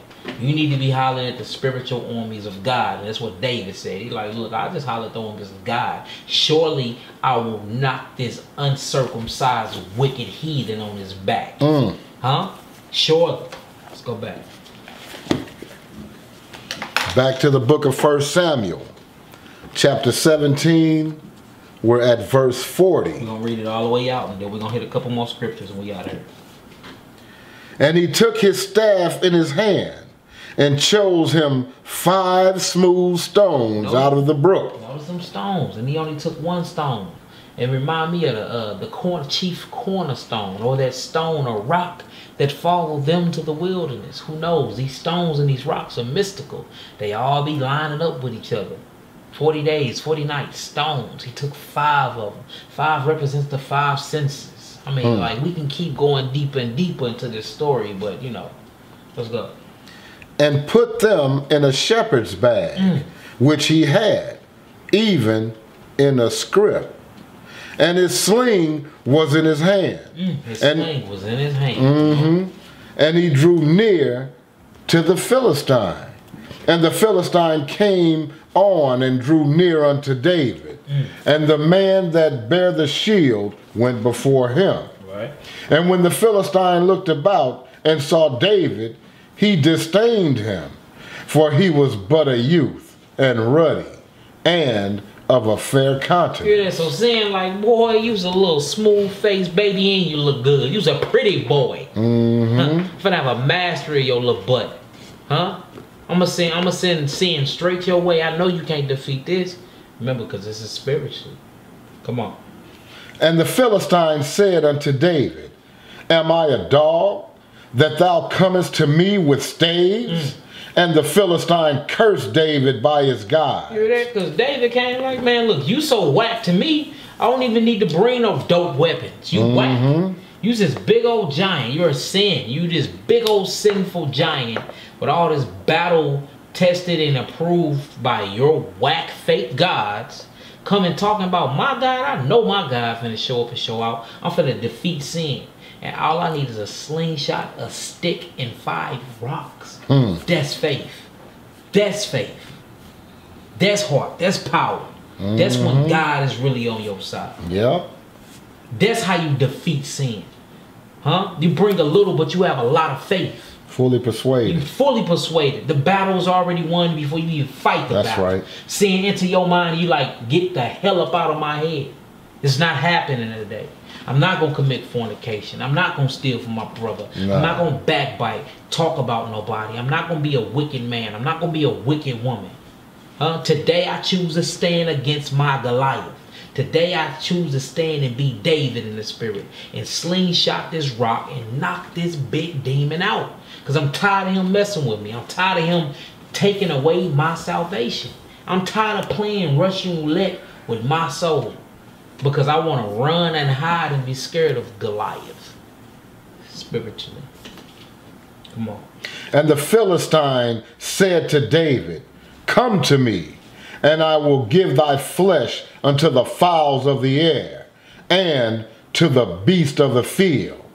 Then said David to the Philistine, "Thou comest to me with a sword, and with a spear, and with a shield, but I come to thee in the name of the Most High of Hosts." So you heard the why. You heard the water. He's like, look, man, you came with all this fleshly armor. I came with Yahweh Zabaoth. Lord of hosts, the heavenly armies. He's like, I got 1,000 angels summoned down here. You ain't messing with me, man. Come on. Put your dukes up. Let's go. He's already pre-gamed. I pre-trained, Vaselined up on work. Look, what's up? Seeing you finna get up out of here today. While everybody else, you know, trembling. Oh my God. He know. He like, man, look, I can't let sin win. I can't let sin. If I let sin win, I'm gonna profane the name of my God. I can't be out here wicked, doing all these things I ain't supposed to be doing in front of these uncircumcised heathens. That's how I blaspheme the name of my God. That's how I shame the name of my God. He like, nigga, please. Come on. "The Elohim of the armies of Israel, whom thou hast defied. This day will the Most High deliver thee into mine hand." You see that? He's speaking into existence. Huh? And everybody be acting like, man, that nigga crazy talking himself. You might catch me somewhere and I'll be like, the hell out of my head. It's like, man, what's going on with Yah'ki? I'm rebuking some demons that are trying to swing off on me. What you mean? What's wrong with Yah'ki? Huh? And that's what David on. He like, look, man, this is considered done. That's the name of your company. Consider it done. Huh? This devil ain't messing with me. Sin is not ruling my members, not today. That's right. And tomorrow we're gonna take the same stand. Like we think we fight one day and just you know, it's cool to, no, this is an everyday battle. It says, he that endured to the end, the same shall be saved. That's right. You gotta endure to the end. Huh? Stay fighting Goliath. Because he's in your life. I know he's in your life because he's in mine. But look, guess what I do? I bang. Constantly, every day. I fight. You should be fighting too. Come on. Verse 46. "This day will the Most High deliver thee into mine hand, and I will smite thee, head from thee, and I will give the carcasses of the host of the Philistines this day unto the fowls of the air, and to the wild beast of the earth." Speaking into existence, manifest the Wada. Manifest. He's manifesting. He's like, look, I'm calling it down. This is what's going to happen. Not only I'm finna knock your big self out, but I'm taking your head. I'm taking your neck. Huh? Because you can't have your head attached to your body talking all the ish you just talked about my God. Huh? You can't have your head a part of your body. That's got to come off. Come on. "That all the earth may know." That all the earth may know. Come on. "That there is a God in Israel." You see that? So look, he's not doing this for self-glory or self-vain edification and none. He's doing this for God. Right. He ain't doing it for none of what Saul's supposed to be doing, you know. Not even for self. He's winning this battle. He's defeating sin because he don't want God to be shamed in his temple. Right. God, and you supposed to be the same thing with sin. You supposed to be beating sin and not letting sin win inside of your members because you know that your body is a living sacrifice for the Most High, and you do not want to profane and shame the name of God inside of your body. Come on now. don't know. This story deep to me. Woof, they all are, man. I'm telling you, boy. Get you going, boy. Come on with it. Verse 47. And all this assembly shall know that the Most High saveth not with sword and spear. Come on. For the battle is the Most High's. You hear that? And he will give you into our hand. You hear that? It says the battle is the Most High's. Not swords, not spears, not battle of braid, not battle of pearl. But this battle is within. This battle is within the mentals. And you got another thing coming, you big circumcised heathen. Uncircumcised. Uncircumcised heathen, spiritually wicked. As all out get up, representing sin, thinking you finna come take my Christ consciousness from me. David said, not today, player. It ain't going down. Come on. And it came to pass, when the Philistine arose and came and drew nigh to meet David, that David hasted and ran toward the army to meet the Philistine. Yeah, look, everybody else running from the scene. He running towards it like, man, I'm finna look. It's time to go. Right. I'm knocking something. Hey, look, I'm busting some brains today. He running towards the scene to get it up out his way. He know he got to fight 3 months later. He like, look, let me go and get this up out the way because I know you coming back 3 days later. You know what I'm saying? Look, Goliath just don't stop. You kill one Goliath, you got to kill another and another and another and another until you die and give up that ghost. And if you die fighting, if you die trying, if you die overcoming, if you die triumphant, if you die prevailing, then you get the kingdom.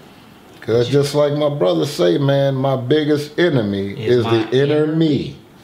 Yeah, you fighting against... This whole story is talking about a battle within. A battle within. But he made it for when you can read it to your children and they understand it too. But we adults, so we're going to talk about it on an adult level.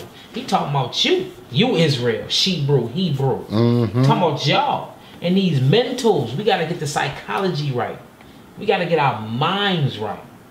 Come on. Verse 49. And David put his hand in his bag and took thence a stone. He grabbed Christ. And slang it. And he slang it. He wrapped that chief cornerstone up and he slang it. Look, back then, they didn't have the slingshots like this. They had the ones that you turn real fast. Whip it. Man, it's like a 4.5 caliber pistol. You got to turn it real and whip that deal. And then them stones wouldn't dent, like them stones was heavy. It's like an iron bullet. Huh? And he got good aim. He hit him right in the forehead. So David wasn't new to this. He was true to this. Come on. And smote the Philistine in his forehead. You see that? So look, this is why David put off Saul's armor. You're like, look, man, I got a slingshot and I know how to work it. I'm the ish at this. Right. You keep your armor. I got God and I got my slingshot. Right. Huh? So look, he trusted in the armor that God gave him. That God trained him in. He didn't trust in the armor that Saul was trained in of another man. Yep. His faith was in God, not man. Man, that's the name of it. Never trusting another man's armor. Right. Yeah. Come on. That the stone sunk into his forehead. Whew, look. He hit him so hard the stone went into his forehead. That's like a bullet. Yeah. How fast David had to been? That mug had to been whack. Yeah. Put him on his butt, boy. Come on. And he fell upon his face to the earth. Whew. So David prevailed over to the Philistine with a sling and with a stone. I bet the whole Israel was like, Yahoo! Yahoo! I bet they was like, man, look, man. Right. Y'all could have been handled this if y'all would have had faith in my God. Faith of a mustard seed. Huh? Move mountains, move Goliaths. Faith of the mustard seed, you move Goliaths out of your life. Yes, sir. Huh? Come on. And smote the Philistine and slew him.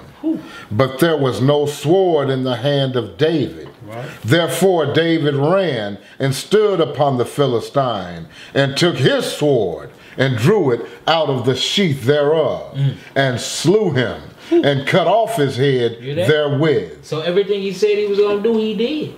That means the Most High was with him the whole time. All you gotta do is have that faith and don't be scared, and the Most High got you. Come on. And when the Philistines saw their champion was dead, they fled. Yeah, I bet. And the men of Israel and of Judah arose and shouted and pursued the Philistines until thou come to the valley and to the gates of Ekron. And the wounded of the Philistines fell down by the way of Sha'araim, even unto Gath and unto Ekron. So that means they chased them all the way home. All the way back to their crib. Right. Yeah, they went back through the valleys. They went back on the mountain. They got confidence now. You know what I'm saying? No doubt. Y'all better get the hell up out of here. Don't make me call David. Right. Right. Come on with it. Verse 53. And the children of Israel returned from chasing after the Philistines, and they spoiled their tents. Look, they took everything. Yeah. These some size 9s. Yeah, all these my these my size now. Come on. Not that I wear 9s, I'm 13, so just for the record, 9s won't fit me. Verse 54. And David took the head of the Philistine and brought it to Jerusalem. I would have too. That's his token to God. He like, look, man, I overcame sin. I chopped this uncircumcised heathen down that was taunting you and profaning your name. I would have put it on the stake somewhere. Come on. But he put his armor in his tent. You see what he did with his armor? He don't need it. Right. Look, peep the spiritual significance of what David is doing on. Like, David was on some straight OG stuff, man. Straight up. Come on. And when Saul saw David go forth against the Philistine, he said unto Abner, the captain of the host, Abner, whose son is this youth? And Abner said, as thy soul liveth, O king, I cannot tell. So now he's inquiring. Now, player, come on. And the king said, inquire thou whose son the stripling is. And as David returned from the slaughter of the Philistine, Abner took him and brought him before Saul with the head of the Philistine in his hand. And Saul said to him, whose son art thou, thou young man? And David answered, I am the son of thy servant Jesse, the Bethlehemite. Boy, that's a beautiful story. Woo! That's a beautiful story. So let's get the more of this story.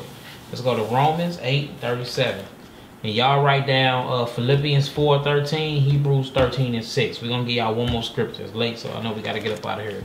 We're going to do Romans 8:37. 8:37. Yes, sir. Romans 8:37. Yeah, buddy. Yeah, man, it's all meat, man. All meat in that story, man. Yeah. 8 and 37. 33. 30, man. Look. 31. Start at 30. Yup, 30. No, start at 30. Yeah, I got that too. Yeah. Read it on out. We're in the book of Romans, chapter 8, verse 30. Y'all make sure y'all write down Ephesians 6:12 on out too. 10 through 18. Yeah. Just read it all the way out. We're going to start doing like little chop sessions like this. Because there's a lot of like stories that, man, they be so, like people be making them mediocre and they not. Man, they be all meat. Yes, sir. Let's get them out. Yeah, we are in the book of Romans, chapter 8, verse 30. And if y'all have any topics, y'all shoot them in the comment lines and then we'll try to, put a class together on them. We're going to do one on the Tower of Babel as well here soon. So, yeah, stay tuned, man. We got to put in this work, man. It's all kingdom work. It's not grievous at all. Yeah, man. And me and Mally and the elder going to start doing these Starbucks chop sessions where we just go through the comment board and answer every question that y'all. I know it'll be taking us long to reply, and I know we'll be like the comment board open, ask questions, but we be so busy, so we're gonna take a day out through the week, at least one day, and just answer questions through the comment board. You know what I'm saying? We're going to call it the Starbucks Chop Shop or something like that. Yeah, like that. So feel free to leave your comments, you know, or questions or whatever, you know. All right, we're in the book of Romans, chapter 8, verse 30. Moreover, whom did predestinate, them he also called. And whom he called, them he also justified. And whom he justified, them he also glorified. What shall we then say to these things? If Yah be for us, who can be against us? He that spared not his own son, but delivered him up for us all, how shall he not with him also freely give us all things? Who shall lay anything to the charge of Yah's elect? Who's going to lay anything to the charge of God's elect? And that's what was trying to happen. That's what sin is. When you elected God and sin try to invade your mind and corrupt your thinking and take your salvation. Same thing that happened with Goliath. He tried to take Israel's salvation. And David like, nah, partner, that ain't going down. Come on. It is Yah that justifieth. Who is he that condemneth? It is Hamashiach that died. Yeah, rather, that is risen again. Yeah. Who is even at the right hand of Yah, who also maketh intercession for us. Who shall separate us from the love of Hamashiach? Nobody. Shall tribulation, no, or distress, no, or persecution, no, or famine, no, or nakedness, no, or peril, hell no, or sword? No. As it is written, for thy sake we are killed all the day long. We are accounted as sheep for the slaughter. David knew that, but he had faith. He didn't care because he was going to bang for his God regardless on what side of the dirt he ended up on. And that's how you supposed to be when sin enter your mind. Let's go for a ride then. Let's go. Come on. Nay, in all these things we are more than conquerors. What? We are more than conquerors through him that loved us. Did David conquer Yes, sir. Goliath? Did David conquer that sin? And that's how you supposed to be Israelites. You supposed to conquer that sin that presents itself in your mentals like that. Conquer it. Rule it.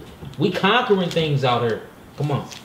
For I am persuaded that neither death, nor life, nor angels, nor principalities, nor powers, nor things present, nor things to come, nor height. Oh, nor height. Nor height. Was it Goliath had height on him? Yeah, he was a big guy. Huh?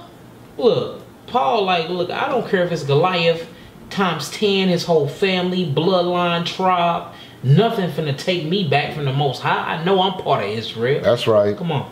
Nor height, nor depth, nor any other creature shall be able to separate us from the love of Yah, which is in Hamashiach Yahawashah, our master. Look, that's self-explanatory. So, yeah, we're going to call it never trust in another man's armor. That's right. That was the lesson. All praises to Yahweh Ba'ashem, Hamashiach Yahawashah, Barakatah, Hallelujah. All praises. Olam Kaya HaMalak, long live the King of Kings, Lords of Lords. What he said. So look, make sure that y'all banging against this sin. Make sure that we just not, you know, being comfortable with sin. We all got Goliaths in our lives. We all got these big sins that's trumping us down and keeping us down. It's time to fight back, Israel. We Israelites, Prince of the Power, the one who crossed over, one from beyond. So look, fight back and make sure you battle ready. And don't trust in another man's armor. With that being said, Shalom. Appreciate y'all donations. Appreciate y'all support. Appreciate everything. Love y'all, family. Shalom. Shalom, family. One love. Stay focused. Fourth tribe. Yahoo. Yahoo.